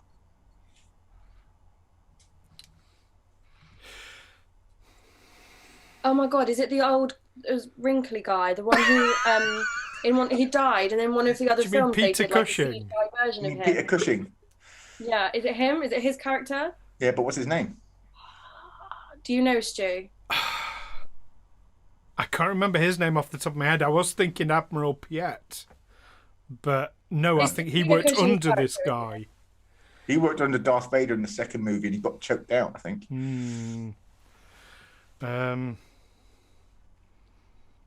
Yeah, because he's in Rogue One. And I've literally... So I stopped... I've been watching Rogue One this morning. I've been trying to do a bit of a catch-up. And I stopped just before it gets to the scene where we meet him. I'm just going to go play me Stu's DVD been on a it. sec. Stu's been like, as soon as he got the Gets email, like, yeah, we're down for this. Stu's like, right, flipping. I've just get the left Skywalker get the Ranch in Blu-rays California, out. just reading, Get the Blu-rays out. A little fun I'm watching fact Star Wars. about Peter Cushing on the set of the Star Wars, especially on the Death Star, that most of his scenes he did in slippers, unless they absolutely had to film a wide-angle shot of him walking through. I saw a meme of this the other day, with him wearing slippers. He's got the full get-up on, but then he's got like fluffy slippers on the bottom. And what's funny is he's known for playing baddie roles because he looks so scary. But a lot of people who worked with him always said he was like the most gentle, lovely man. And before Star Wars, he hadn't long. Oh no, it was a while ago, but he was still grieving about it. He'd lost his wife, and every day he would go and take his lunch break and go visit her grave in North London. And yeah, he was a huge softie. He was like one of the most lovely people to work with on set, but he just looks. You may fire when ready. Ed in chat has said he was also a huge collector of toy soldiers and war gamer, which Ed is. I know Ed personally is himself, so he would know that sort of thing. Man. Now I they've said. I don't know his name. I know it was Peter Cushing, but I don't know the character's name. Sorry. No, I'm gonna give up on this one as well. I mean, Ben Kerno has suggested it might be Gul the Cat. It's not called the Cat. Yeah. He was the commander of Terok Nor, and then when that was obviously taken over by the Bajorans and Starfleet, it became Deep Space Nine. Yeah. It was, in fact, Moff Tarkin. Yeah, I don't think I knew his name. I just always called him Peter Cushing. Old wrinkly guy. Excellent. And Excellent. in Rogue One, played by the lovely Guy Henry. Right. So that's the end of round one. Someone like to tell me what the scores on the doors are? Star Wars Sessions are currently on 5.5 points, but Star Trek Sunday are on 7. So you're only 1.5 behind. Perhaps things will turn around in the next round. Yeah. We've had a lot of lovely help. Now, Conti, with this round, there's 2 parts to it. Is it just 1 point per question or 2? No, it's 2 points per question because there's 2 answers required to answer the question. Okay. So let's have a look. The next one's from Matt and Luke. So, okay. What weapons does the USS Enterprise use? We'll go with the original Enterprise. We'll go with the Enterprise from the original series. What weapons does it use? Photon torpedoes, I'm thinking. That's one of them. Yep, correct. Oh, sweet. Whoa! Nice. See, I told you, mate. I Whoa! did a little bit of research. I know a few things. Photon Matty torpedoes boy. and... Hudson. Right, what's the other one, Luke? Yes. Right, so it's got torpedoes. Pew, They just pew. armed everyone with AKs. Straight up. They're like, there's so many of them. The Soviet Union produced so many. We're still using them. Still using I've got them. AK. It's got to be some kind of pew pew, some kind of laser. Yeah, what is the pew pews they use in Star Trek? With lasers and I think it's called lasers, aren't they? Lasers and Laser, like Plasma. what? Laser cannon? Laser gun. it's not laser I gun. don't know. No, he's got torpedoes. So it's got to be a laser, some sort of laser, or some sort of phasman. Laser, It laser does rifle. well, the technology does use phased plasma. Phasers. Correct. Well done. Yes, that's the guns, those, isn't it? It is. Yes. That's right. Kira, That's 2 Kira, points. Well done. they're you, in the mate. lead now. What? We've had 5.5 questions worth of help, so we got that one. Yeah. So half a point ahead. Okay, this one's for Stu and Kira. wow. Let me just go back to the questions. What were the names of Luke's aunt and uncle? It was Aunt Beru. Correct. Uncle Ben? No, that's the his guy who Ben makes the rice. Kenobi, isn't it? Makes the right. Uncle Ben makes the rice. Uncle Ben's. Uncle Ben was in Spider-Man too. With great power comes great responsibility. So it's not Ben Kenobi. No, he's not his No. uncle. That's Obi-Wan. Duh. Or is it? Trisha. Oh. I can know picture their charred corpses now. That's it. That's the spirit. Why were they green? That's what I want to know. That's a good point. I don't know. Soz, can't help you. No, go with Beru, but yeah. Okay, so you got a 1 point for Art Baru, but I'm going to take the question over to Matt and Luke, so they have the chance to give the other answer. Go on, Lukey boy. It's Take it away. Uncle Owen. Uncle Owen. Luke. Owen and Baru, yeah. Lars. Lars. Skywalker. No, No, Lars time. it's Lars was the grandfather. Lars was the father of his uncle. Owen, isn't it? Owen Lars. Owen's the and uncle, yeah. Baru Uncle Owen. Lars. Uncle that's Owen the Lars. son, yeah. Baru White's son, her name was originally, but All right, okay. I thought Lars was Owen's father, wasn't it? no. Owen's father was the old guy in Attack of the Clones. He's like, I married your mom. That's that guy, yeah. yeah. He's I like- married your slave mother. Yeah, that's it. Yeah. I lost my legs.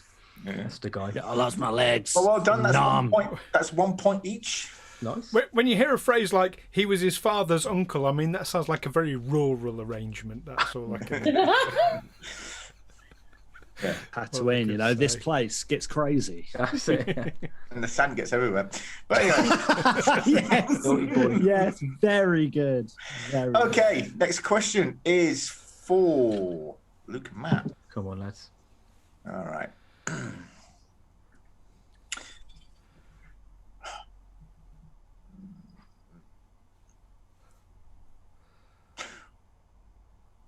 How does the Enterprise travel through space faster than light? And what engine is used to propel it? How does it travel through faster than light? Is it obviously Star Wars is light speed and hyperspace? So, Is it? Yeah, I think of Ion, but I don't think that's a Star Warsism, isn't it? ion stuff like that. Yeah. Is that you? What does it use? So Star Wars uses a hyperdrive. That Does wasn't Star the Trek use- question. How does it do it? How does it travel faster than speed of sound? What? So yeah, what type of engine what type of engine moves it? And of course, what is then their faster than light travel called? Is hyper in there? No, this is not Stargate. So what kind of engine propels it? What kind of engine propels it? Obviously a powerful one.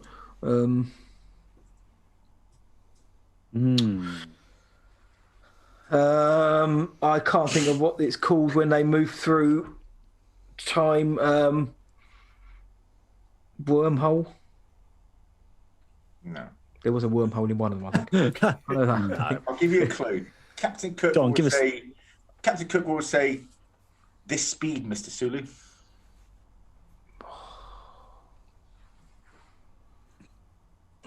Go on, Matt. Oh, yeah, thanks, mate.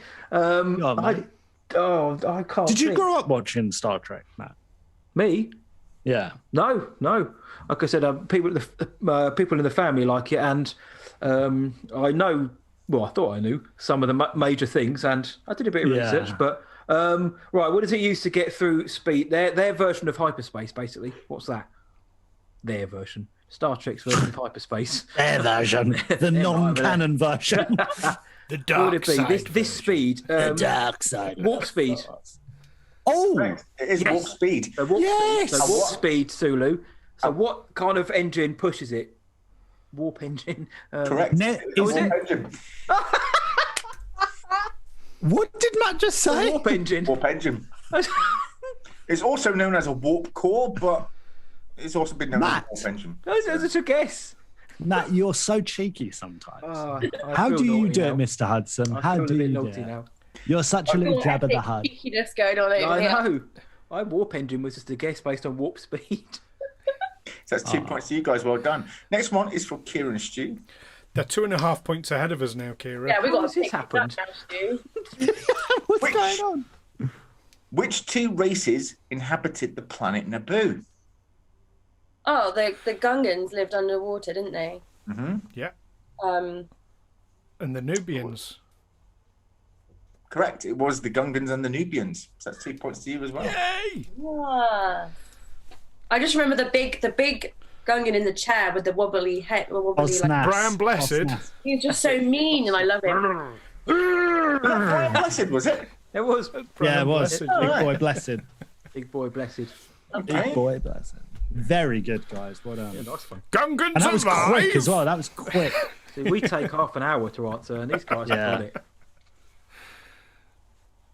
Okay. Oh, half a point in it now. Half a point in it. Oh my days. Close one. I have to find the right one here. I think that was a bit too hard. It would be. I'm sorry. Okay. Everyone knows Seth MacFarlane created a show called The Orville, which is very loosely, based on Star Trek. But how many episodes of Star Trek Enterprise did Seth MacFarlane appear? And what was his job? Oh man, I didn't realise he was in it. I know he likes the show No, I because of didn't the know. Orville, but How many episodes did you say Enterprise? How many episodes of Star Trek Enterprise Yeah. did Seth MacFarlane appear? And what was his job? How many episodes are in that season? it's only a few years of that one. There were 4 seasons and about 26 episodes per season. So it's only a few years. So, if he had a job, then he must have been in a couple at least. Even if he was only like in the background, he must have had a couple to be. That's a assigned good a shout. job. I reckon Bit he was maybe like a navigator or something, or like a Trash compactor. yeah, a technician or something like that, engineer. Well, you were right. It was in 2 episodes. Nice one. What was it you said? Technician or an engineer or navigator was one of the ones. Correct. He did work in engineering. Well done. We might have this, Lukey boy. Matt is fluking this. That is actually one of the harder questions, and you got that one right. Well, I just thought when you're on a ship, you can either be the pilot, the gunner. It's like the Resistance ride at Galaxy's Edge. You're either the pilot, the gunner, or an engineer, or like a navigator or something. I'm an engineer right now, so there's a character at the beginning of Star Trek Voyager called Seska who works in engineering, and this is the colour that engineers or ops officers wear. And they call that gold, not yellow, right? But that was only in the TNG era. Of course, in the original series era, they wore red. Yeah, gold was command in TOS. Why did they change it? Because Captain Picard did not look good in a gold uniform, so they switched him over. Yeah. Patrick Stewart was good in everything. Wow. Gold, obviously, yeah. Yeah, but no, he looked better in the red uniform than the gold, so they decided to swap the colours over, and that's why. And they wrote around it. Yeah. So it was a real world. Wow, that's amazing. Nice. That's cool. I like that. Yeah, Okay. fair enough. So next question for Stu and Keira. Which Mandalorian helped create the clone army, and what was the name of his son? I'll rephrase that question because that question was a bit incorrect. Which Mandalorian helped create the clone army, and what was the name of his clone son? I can give you the son's name. As well, yeah. One of them. His son was Boba Fett. Yeah, but what was what was the original's name? Oh, Django. Django Fett. Correct. It was Django and Boba Fett. Well done. 2 points to you. Yes. Always a pleasure to meet a Jedi. Almost keeping up. We're just half a point behind. Okay. Entirely sure how. Well, round 3 might be the big deal breaker. Might be okay. All right. Come on, matey boy. Don't put it all on me. I'll give you that one. I'll put it 80% on you. I'll give you 20. A lot of these are Random Gothams that put in the chat Django Unchained. Yeah, that's it. Django! Love it. In Star Trek II, The Wrath of Khan, we meet Captain Kirk's son and his mother. What were their names? What? Hang on. Was Captain Kirk's mother we meet? And no. In Star Trek II, the Wrath of Khan, the movie, we meet Captain Kirk's son and his mother. So the mother of the son. Yep. Yeah. Right. There was a son called William. No, that's William Shatner I'm thinking of. Kirk. Captain. The son wasn't the bad guy, was it? It wasn't. Although we didn't like Kirk very much, he wasn't the bad guy now. I've seen Wrath of Khan many, many years ago because I quite like that one, but I don't remember the names. My God, Spock, I have a son. Is that the one where he made the goat noise? Goat noise. That's it. That's the one. Yeah. Khan! Yeah, that one. No, it wasn't a goat noise. It was. That may have been the meme I've seen. I've seen the goat noise meme. Yes, that's the one. It is funny. So what many Londoners scream when Sadiq Khan was mayor? Khan! Little joke. So Captain Kirk's son. It's not. Well, it could be any. It could. I don't know the answer. It could literally be anything, Lukey boy. I'm trying to think. How real world can we be? Is it the old? Is it really old? Right? It's Wrath of Khan's. It's from the 70s, right? It's the 80s. It was from 1980. 1980. Yeah, that was the second. Yeah. Did this used to play on ITV? It probably has, yeah. I won't be surprised. Yeah. The first film was plagued by issues, and then the second one wasn't. I generally don't know, so it could be anything. It's nothing but a guess. So Okay. We should do. Is it right? And I'm not trying to be funny. Is it a normal name or is it a normal names, normal human names, nothing alien? Is it right? Right. The son's name is a biblical name. If that's it any literally help. could be anything. It's a biblical name. Like what are we talking? Mark, John, Luke, Matthew. Is it Israeli? No. No. Cain, Abel. It's probably considered a British English name or American name. John Kirk. It's enough. John, in that, is it David? It is. Oh, that's the one I David didn't mention. Marcus, well done. David, Star of David. So Israeli. his mother is going I to be thought- called... What could his mother be called? Barbara. It could be Barbara. I'll give you a clue. Barbara. Kira.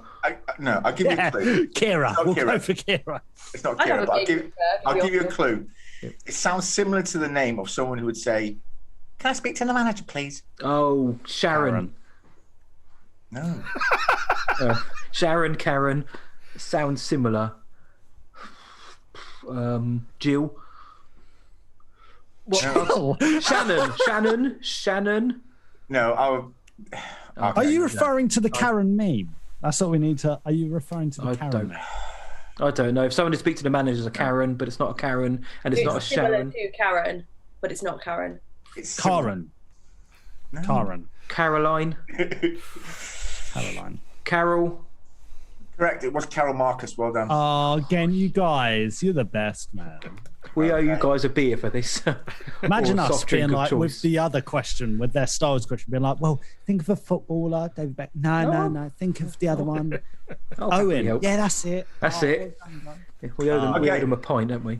We owe you a Um, pint. Yeah. Yeah. Hold you So, to that. That's 2 points for you. Now, for the final question of round 2 for Stu and Kira. Luke Skywalker would bullseye which kind of animal in what aircraft on Tatooine?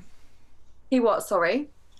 Luke Skywalker would bullseye what kind of animal with what aircraft on Tatooine? So They're what about rat? 2 meters large. Correct. Womp rat, yeah. Any ideas, Kira? What do we need? The type of what? Type of craft that he shot them with. You already said womp rat, so I'll give you a clue. He used to bullseye womp rats in his... They weren't much bigger than 2 meters. It's letters and numbers. I think it's a T something. You look really closely over there and see one. Really? My No, eyesight's terrible. But you can imagine it. I was gonna like properly look at you. I've got one parked just off screen. Yeah. Yeah, that no, yeah. Is yeah. it That's it. That's right. T15? I want to say T15. What do you think, Kira? I think by the look on Conti's face, I don't think that's right. Close. Would have said yes straight away if it was right. It's close. T something then? Is that Well, he's not far off. Stu's not far off. Yeah. Is that so? T14? 14. T16? It was going to go either way, really, wasn't it? You are right. It was his T16. T16. T16. Yeah. Luke. Which he crashed into a rock face, I think, in the comics. So, yeah. Well done. That's the end of round 2. What are the questions? What are the scores, Stu? Oh, Star Trek Sunday are currently on 14 points, but Star Wars Sessions have taken the lead with 14.5 points. That jammy half a point we allowed you is going to fight us. Yeah. Well, the next one's going to could be somewhat difficult. So, yeah. Will be. Now this is going to be the hardest round, guys. So I'm just going to try. Let me just get. Right. So we've got to guess prepared. something. Okay, so that's prepared. Well done. That's right there. Share screen. And there we are. Hope you can. Oh wait, I have to click share first. Now here we go. Hope you can see it. I want you to identify this ship, and I'm going to give you some information. This is obviously for Luke and Matt. I'm going to give you a lot of information on this ship. Okay.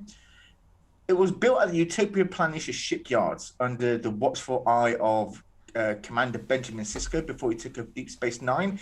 It was to be the pioneering ship of new technologies for a new line of ships that would come later to face off against the Borg after his encounter at the Battle of Wolf 359.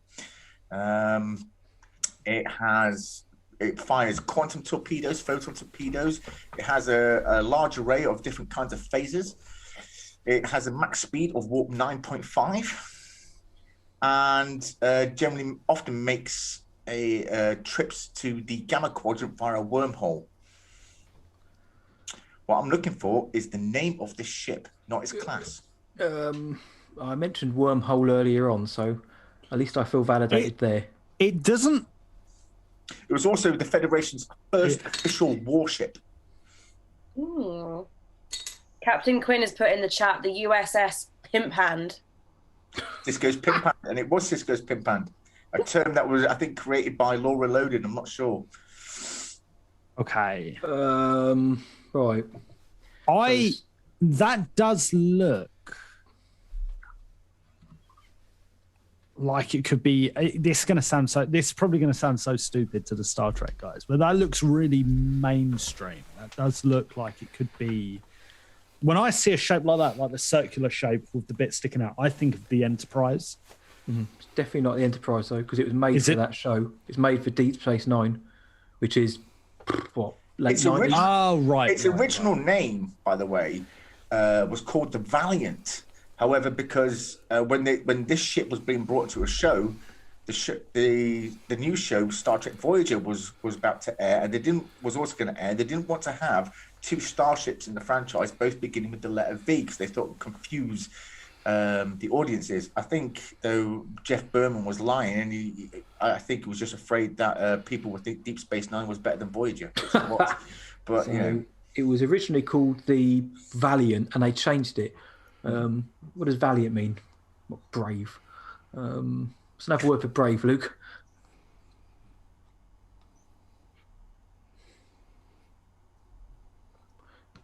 I can't. I'm assuming he's still there. I can't see him.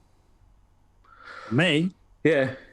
Another word for brave. I'm thinking it sounds too cheesy, but I'm not sure if it sometimes cheese is good, especially in these kind of shows, like Hero or something, or USS.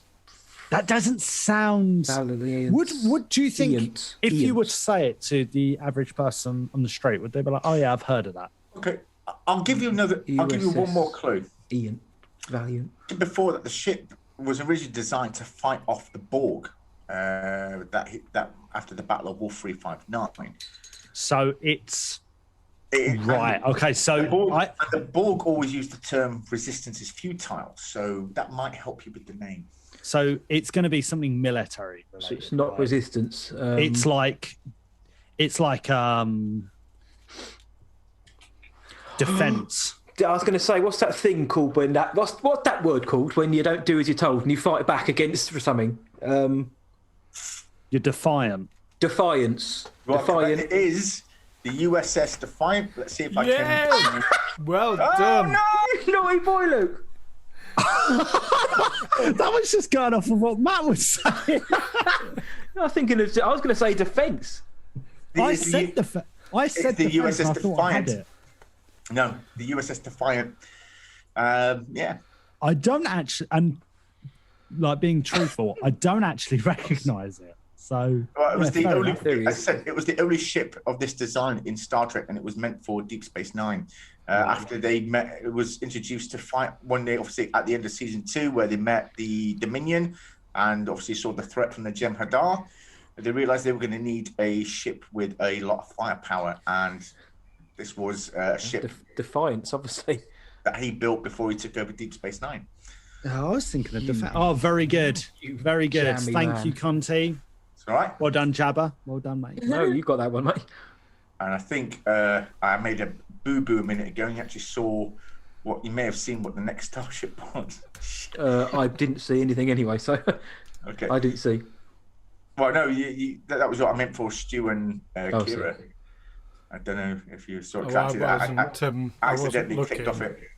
So, this is a Star Wars starship. Typically they come off an assembly line. There's larger, but it's not the largest ship in the fleet. But they were definitely seen in the very first movies. In fact, they were seen throughout all of the trilogy, and they were seen later on in one of the sequel trilogy movies as well. It's not I an can't- X-wing.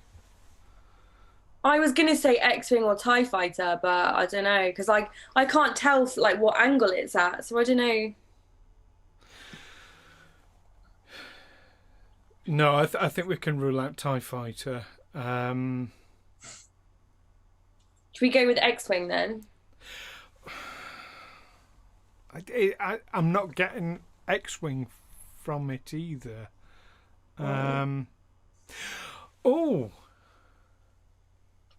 Oh no, I don't know if they appear. Must have appeared in one of the sequel. I mean, gosh, there's that end of the sequel trilogy when you get like all the ships, like all of them. Oh yeah. What's a B-wing? Uh, Now that's quite long and I'll give you a clue. slender, isn't it? It's an Imperial ship. Well, the only Imperial ships I can think of are TIE fighters. You've got the bomber. You've got Darth Vader's weird prototypey thing. You've got obviously Star Destroyers. You've got the big one. It's quite triangular shaped. What's the name? Is it not Devastator or something like that? Now, as I said, it's not the largest ship in the fleet, but it's not one of the smallest Well, either. the one down from that is the Star Destroyer. Is that your final answer? And Star Destroyer is the second ship we see in the universe as well. What do you think, Keira? I don't know. Star Destroyer is the big triangular one. The first one was the Corvette, wasn't it? First one we saw. Yeah. Hmm. It's the one that chases Leia in the opening sequence. Yep. So that's your final answer? About the size of a Galaxy class ship, I believe. Bigger. Much Is bigger. it bigger? Oh. Much bigger. I think Star Destroyer. What do you think, Keira? I'll go with what you think because I've got no clue. I'm awful at these picture rounds. Honestly, they mess with my eyes. Oh. Why is that not working? Oh, God heavens. Hold on, let me just... Maybe stop sharing, then select it, then go back. You are correct. It was an Imperial Star Destroyer. Hey! Were they in the sequel trilogy? There Oh, was. of course, There at was the one crash on end. the planet Jakku. Episode 9. Yeah, there's But fleet also of in them, episode 7, when they were on Jakku, you saw one just sort of That's right. And they had the Oh, First yeah, Order had their yeah. own versions of them as well. So Yeah, because Ray is salvaging stuff from one, isn't she? Yeah. Yeah. Yeah. That's it. English Rose. Yeah. What always fascinated me was here's this whole Star Destroyer in the middle of the desert, okay, and she chooses to live in this junk village. I mean, you could live on one of these things. You could do well, quite well on there, couldn't you? Yeah. She lives in an old AT-AT, doesn't she? Yeah, a Walker, yeah. At A a walker, AT-AT. and she counts the days that she's been on the planet on there, and she makes a little bit of bread out of some liquid, doesn't she? Oh, Bread looks all right. I thought that was cool, actually. We just sort of The poured effect oil is great. in and loved it. bread. Loved it. Well, both teams were correct. You both got 3 points from there. Oh, we get Ooh, 3 pause. points each, do we? Oh, right. Yeah.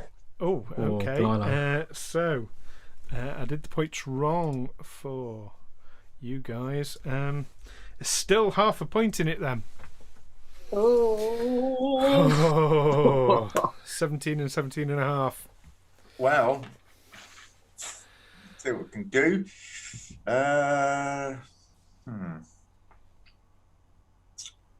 Well, sometimes at usually point when we have almost a tie like this, Jim, what we do is we bring on someone from the audience by putting a link in the chat to come on here and ask a question to each team. Or what we can do is this. Each team member asks a question to the other team, and the other team has to try and ask it. So you and Keira can each ask a Trek question to Matt and Luke, and Matt and Luke could each ask a Star Wars question to you and Keira. Yeah, Let's do it. that. Let's Yeah. do This is it. usually our 4th round because we usually go to 5 rounds, sometimes then into a 6th. So this will be what we do on the question of Trek is the 4th round. Each team, both teams ask both teams ask the other team a question, and each team member gets a go. Okay. So we've got to think of a question each. Think I know what I'm leaning toward. Yeah. Why do Sith Lords have red kyber? Oh, sorry. Why do Sith Lords have red lightsaber blades? A Sith Lord? We already spoke about Lord? that. Depends who you ask, really. Right, I did have. Let me look at some questions. Well, there were two answers to that one, isn't there? There's artificial kyber crystals, and that they use the Force to bleed the kyber crystals. Matt, I'm gonna. I've got one. I think I've got one as well. I don't know. Do we have to have one each? Sorry, Conti. Yeah, one each. Yeah, I think I've got one, but. Matt, I'm WhatsApping you. Right. Keeping it secret. Go for it. Bring it on. Right. I think I've got mine though. I think I've got mine. What do you think? Yep. And this is mine. You naughty boy. Right. Do you guys know yours? I've got one in mind. I'm trying to think of one. Okay. I've got one Think in about mind. this one, Sandra. Think about that. Well, memory alpha is a great source of information. So, if you have an idea but you don't know the name or something, you can just go to memory alpha, and then it'll probably give you the name. Luke and Matt are asking us a Star Wars question, though, aren't they? Yes. Yeah. Memory alpha also has Star Wars. It's actually called. Fan. Isn't it? They actually changed the name to Fandom something now, or it's just called Fandom. Rather than memory, it's just they also keep. If you Google the old name, it comes up with the old name as well. Memory Alpha. It's actually now called Fandom. So are we asking Star Wars questions, or are we asking Star Trek questions? You're asking Star Trek questions to them, and they're asking you Star Wars questions. Yeah. Cool. I've got a question ready. Yeah. Let's have your first question then. Right, you go first, Luke, because you've got your one. Yeah. On what planet did Han meet Chewie? And I told you I watched this yesterday. I don't remember. Come on, Stu. I can't remember the name of the planet. Electric Harvester.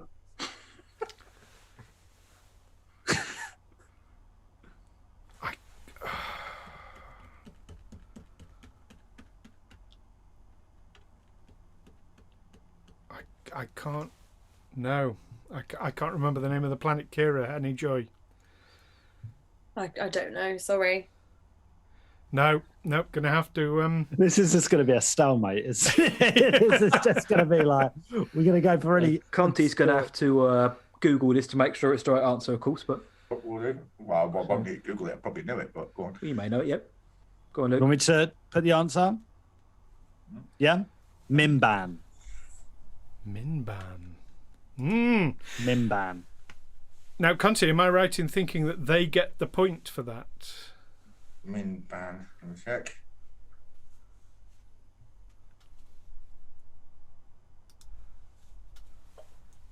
Yes, it is correct. Mimban is correct. Yes. Mimban, formerly known as Cercopous 5, was a swamp planet located on the Cercopous sector of the galaxy's expansion region. That was the homeworld of several intelligent species, including the Mimbanese. But yeah, well done. That was the full answer we were looking for. Yeah, that's it, mate. Boy. That's Very good. Yeah. Kira, do you want to fire your question? Okay. Who is the only Star Trek guest star to appear as themselves? Oh, that's a good one. Who's the only guest star to appear as themselves?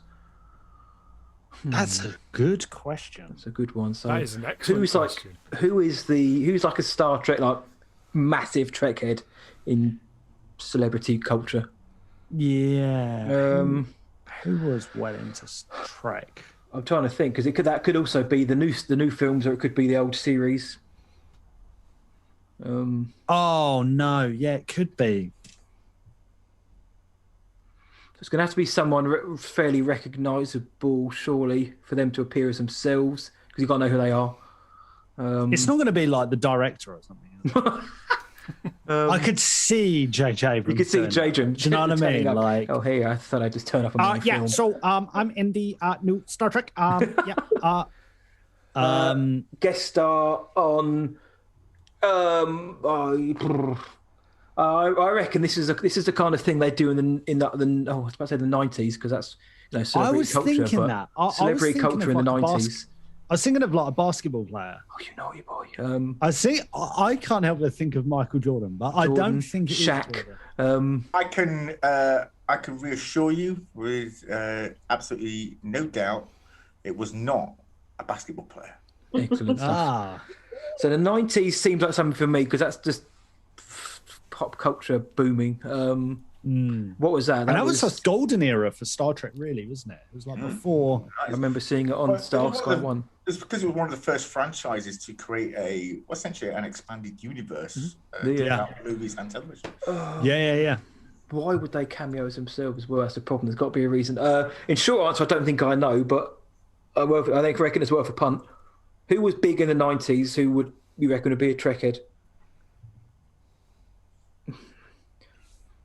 Who?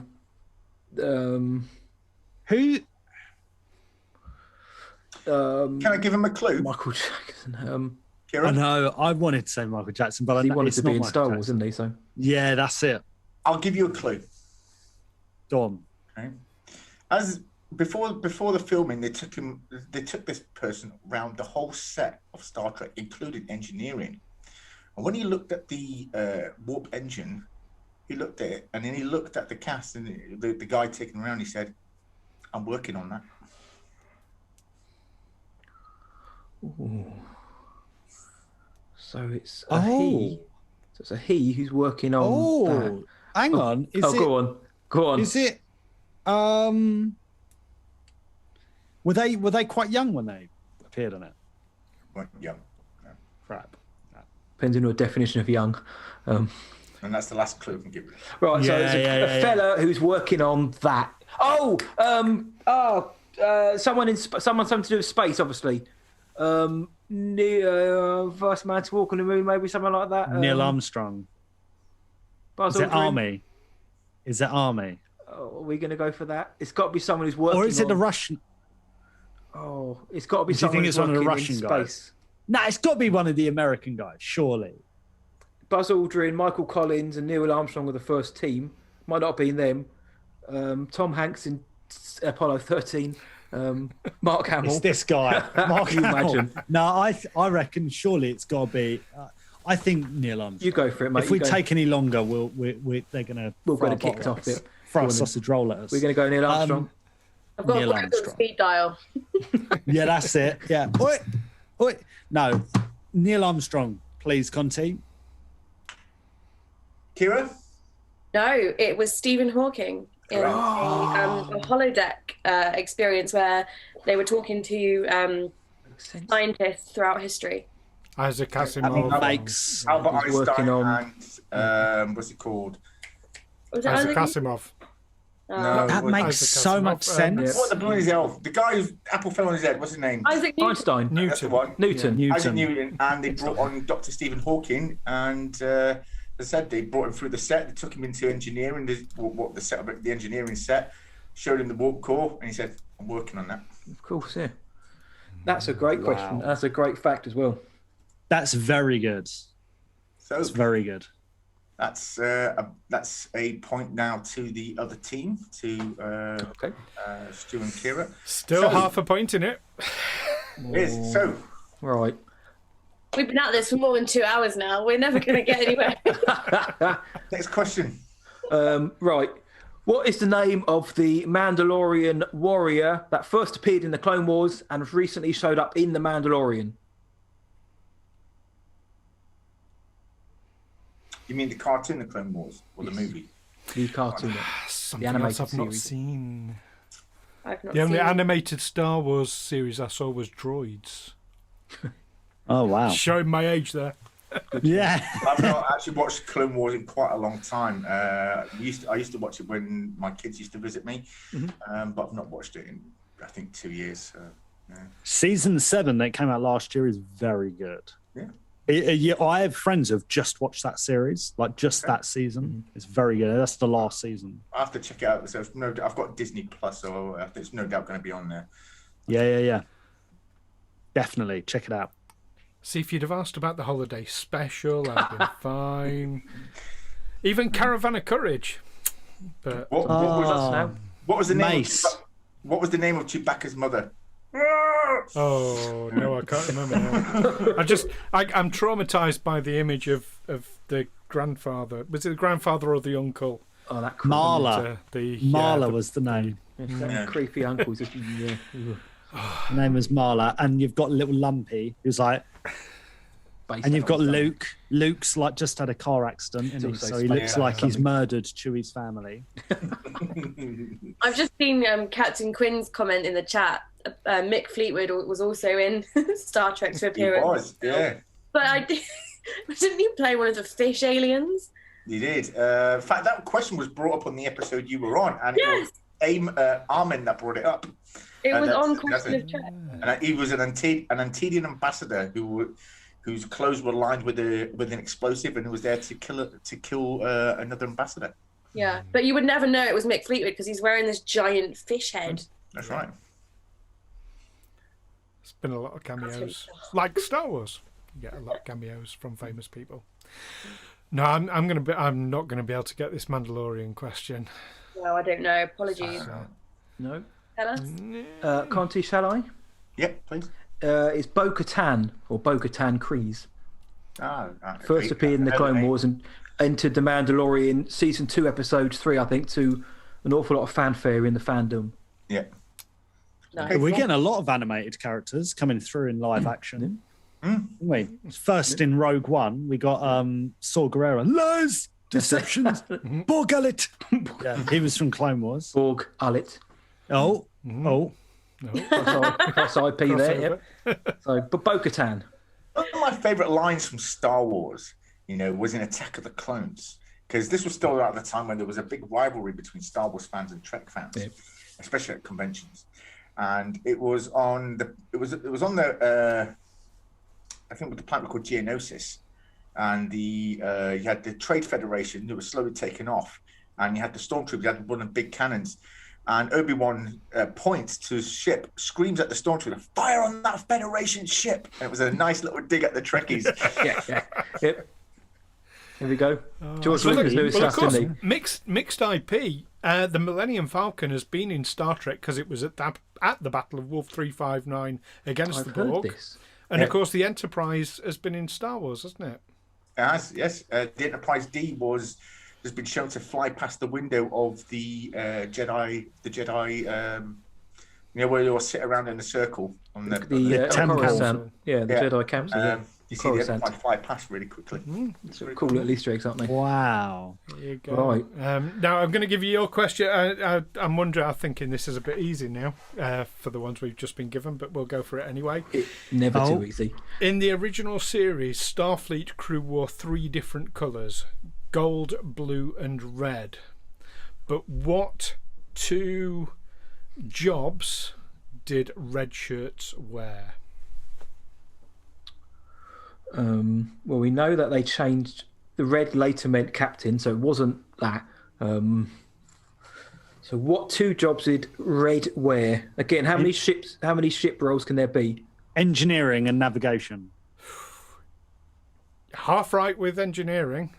Engineering. So there could be navigation. There's technician. There's chef, cleaner, guns, repairman.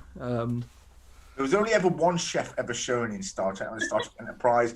That turned out actually to be Will Riker, and he was just running a holodeck program, which was also the final episode of Star Trek Enterprise, and the fans were furious. In fact, many fans choose to ignore that episode. Conti knows his stuff. Yeah. So Firelock 22 has put in the chat receptionists and roof tiling. So what was it? Was navigation the one that's right, or engineering? Engineering is one of them. So engineering. What else can you do on a ship? Well, think about the colour shirt that we're talking about. I actually medic. mentioned this earlier. I actually gave you this answer earlier in our discussions. Thank you, Keira. It's a Give very, it to us again. it's a fairly common term, even known by most people who aren't Star Trek fans. That Red those- shirts, red tops, red shirts. What's a red shirt? Red shirt. Here come the red coats. Oh, What are yeah. red shirts usually good at? Red shirts are usually good at fighting. Medics, Yeah. right? I think of medicine. I'll give you a paradox. Red Cross. Stormtroopers are bad at shooting. Okay, Soldiers. so you put a stormtrooper next to a guy in a red shirt who's not in engineering. Soldier, Infantry. infantry. Nope. Yeah. Weapons repair. I think you're giving us a lot of leeway here. with our dodgy, Yeah, no dodgy more guesses. clues. It's not Yeah, I fair. think you really are. I think we've lost that one, to be honest. I think it's soldier, yeah. But Red tops. Red top. Yeah, that's the only thing I could think of is like defender or something like that. Yeah, infantry type thing. Yeah. I'm inclined to let them have that, Conti. What do you think? Because I mean, Starfleet's not a military, so they don't have soldiers. They don't have soldiers. They do, however, have security staff and a security staff, not a soldier. And a red shirt, and the paradox we talk about, red shirts are usually good at dying. That's why they're known as. Whenever you watch an original series, it's always a red shirt that dies. The paradox I was talking about is you put a stormtrooper who can't shoot against a guy who's good at dying. Yeah. right. But right. We can't. Oh, nearly there then. Oh, Rick's put in the chat, the stormtrooper misses every shot, but the red shirt still dies. What do you reckon, Conti? Is that worth half a point, maybe? No, unfortunately not. No. No, Okay, we get the Alright. point Naughty then. boy. it was incorrect. So, what are the scores? That's the end of it. Despite us getting that last point, we've still lost. It's 19 to 19 and a half. Well done, guys. Well, Absolutely brilliant. it's what? Yeah. How has that happened? Wait, no. Have you added yourself that point for them getting? it Yeah, wrong? we were on 18. Okay. Well, I guess we can. Well, I mean, Oh, I tell have you what we we can won? do. I tell you what we can Have do. we won? It's up to you. We can either do a rematch later, or we can do one more round. It's similar to the round we just done, and it works like this: you each ask me a question. If I get it right, you lose a point. If I'm I not get it going to lie. wrong, you gain the point. I'm not going to lie. I'm quite happy to take the win there. I'm quite happy to take the W there. To I be reckon honest. let them win and we'll do a I rematch. think reckon rematch. That's a great Rematch. place to do it. But yes, But I absolutely. think we do a rematch, and I'm quite happy to come back on and revise and give it another go. Yeah. Rick's put in the chat, we all won because this was an amazing time well spent. Oh, So nice one, Rick, Rick. mate. Totally. Yeah, I mean, we did win, but I mean, in reality, I think we may have only got about 2 right off our own back there. But, You did all right. no, Yeah, thank you someone guys just for the said. response. I will say, I mean, obviously Stu and Keira knew a bit more about Star Wars than you guys did about Star Trek. So at least I know for next time then I can have a good idea where both teams are at, and I can rewrite the questions so I can make your questions easier and their questions harder. Oh, thank you. Oh, Definitely there we have to go. come back. Stu's obviously just had George Lucas round for dinner. He knows everything about Star Wars. Oh, Too much me and stuff. George, like that. Yeah. Stu's probably going to be in the Andor series. You know? Stu is the Mandalorian. Yeah. So we haven't seen it. He's in it. Yeah, Don't that's it. they don't make Absolutely those love- suits in my size. Oh, man. We'd love to do that again, though, eh? That is That was good fun. absolutely brilliant. And Love I mean, watching that thank you. I mean, thank you both for coming on and doing this and pitting yourselves against us. It's been so much fun. And Conti, thank you. I mean, you're putting Yes, well so done, much Conti. hard work into this. Fine. Absolutely brilliant with all the No problem. questions mate. and the artwork as well. We've got the Trek Wars artwork over on the other side of the now. screen there. That was done by Conti. Absolutely amazing. I love that. I'm going to treasure that. Thank you. Totally. Welcome. Totally. So good. Conti, please tell everyone about Question of Trek before we go. Quite simple. Thank you. A Question of Trek is a channel on YouTube, and essentially it's a Star Trek based game show. It's very similar to what we just done here today. However, the questions are a lot more in depth into the franchise. So you'll generally find a lot of swearing going on and people shouting and giving me abuse. I get a lot of abuse. I have 2 team captains and a scorekeeper who has an awesome LCARS scoreboard that he made from scratch. And I tell you, I come up there, I give them the questions, and I just get abused, and nobody loves me. Yeah, but it is a good time. It usually goes on for almost 2 hours. Everyone who's come on so far has had a great time, and I enjoy doing it every Saturday. It's on every Saturday night, 11:30 UK, 12:30 Germany time, and 6:30 Eastern Standard Time.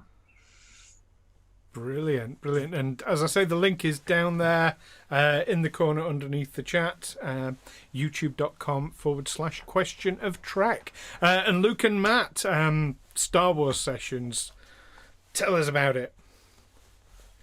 Well, we're a podcast. We're a weekly podcast, and we drop a show at 8 p.m. British time every single Wednesday. And we cover a multitude of topics. It could be Mandalorian. It could be deep dives into characters, or how Japanese influence had influence over a certain film. Loads of things. It's always good fun. And we've got roundtables, and we're doing recaps for the animated show Bad Batch that starts next week. Yeah. Excellent. And link in the same place, starwarsessions.co.uk. Keira, tell everyone about Star Trek Sundays. Myself and Stu host Star Trek Sundays on which day of the week? Thursdays. We do deep dives as well, and we tend to choose a theme, or let our viewers choose a theme. We'll pick an episode related to that theme. We'll discuss the episode, review it, and do a deep dive into that theme. So recently we've done one on cloaking technology and that kind of thing. We did one on infectious Trek, where we looked into different diseases that have been shown in Star Trek, which was fun. We looked at the Naked Now, the one where they have the virus where it makes them all intoxicated and they all want to sleep on each other. Go to horny jail. So yeah, we do some quite fun stuff, and every week, or most weeks, Stu will do an unboxing to show you one of his starships to add to his enormous collection. It is, which is yes. That gives me a good idea. I'm actually waiting for 3 Star Trek parcels to come from Amazon at the moment, so I may do an unboxing on my channel as well. Unboxing is fun, definitely. And yeah, we share the most recent Star Trek news, which we've had a lot of recently. A lot of really good news. Been a lot going on, isn't there? Every week to find out what's going on in the world of Trek. Yeah. Absolutely. You can find that here, of course, at twitch.tv/stooge_action. And also on this channel, I ought to give a mention to the role-playing game, Star Trek Adventures, live role-playing game sessions that we run every second Wednesday night from 9:30 here in the UK. So don't miss that. It's a lot of fun. The USS Livingston. 10:30 my time. I'm in bed. That's what I do at bedtime. As well as Star Trek Sundays, it goes on our YouTube as well, so you can always catch up. Fantastic. Well, thank you all so much for coming on. This has been absolutely amazing. Thanks to everyone for watching and joining in the chat. I've been loving seeing these comments. They're absolutely amazing.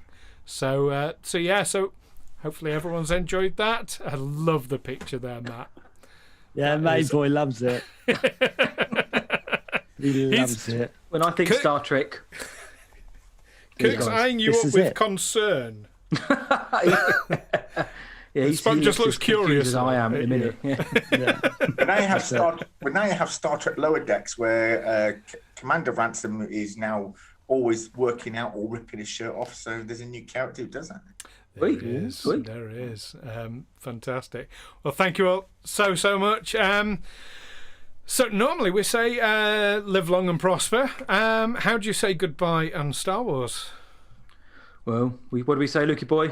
We say, may the force be with you always. And with you. But this time, yeah. We'll throw you one of them. We'll throw you a Live Wu-Tang. long and prosper. I'll be with you, which is in 2 days. Yeah. Throw May the some force K's be up. with you. Bye, everyone. Bye, everybody. Guys. Bye. Bye.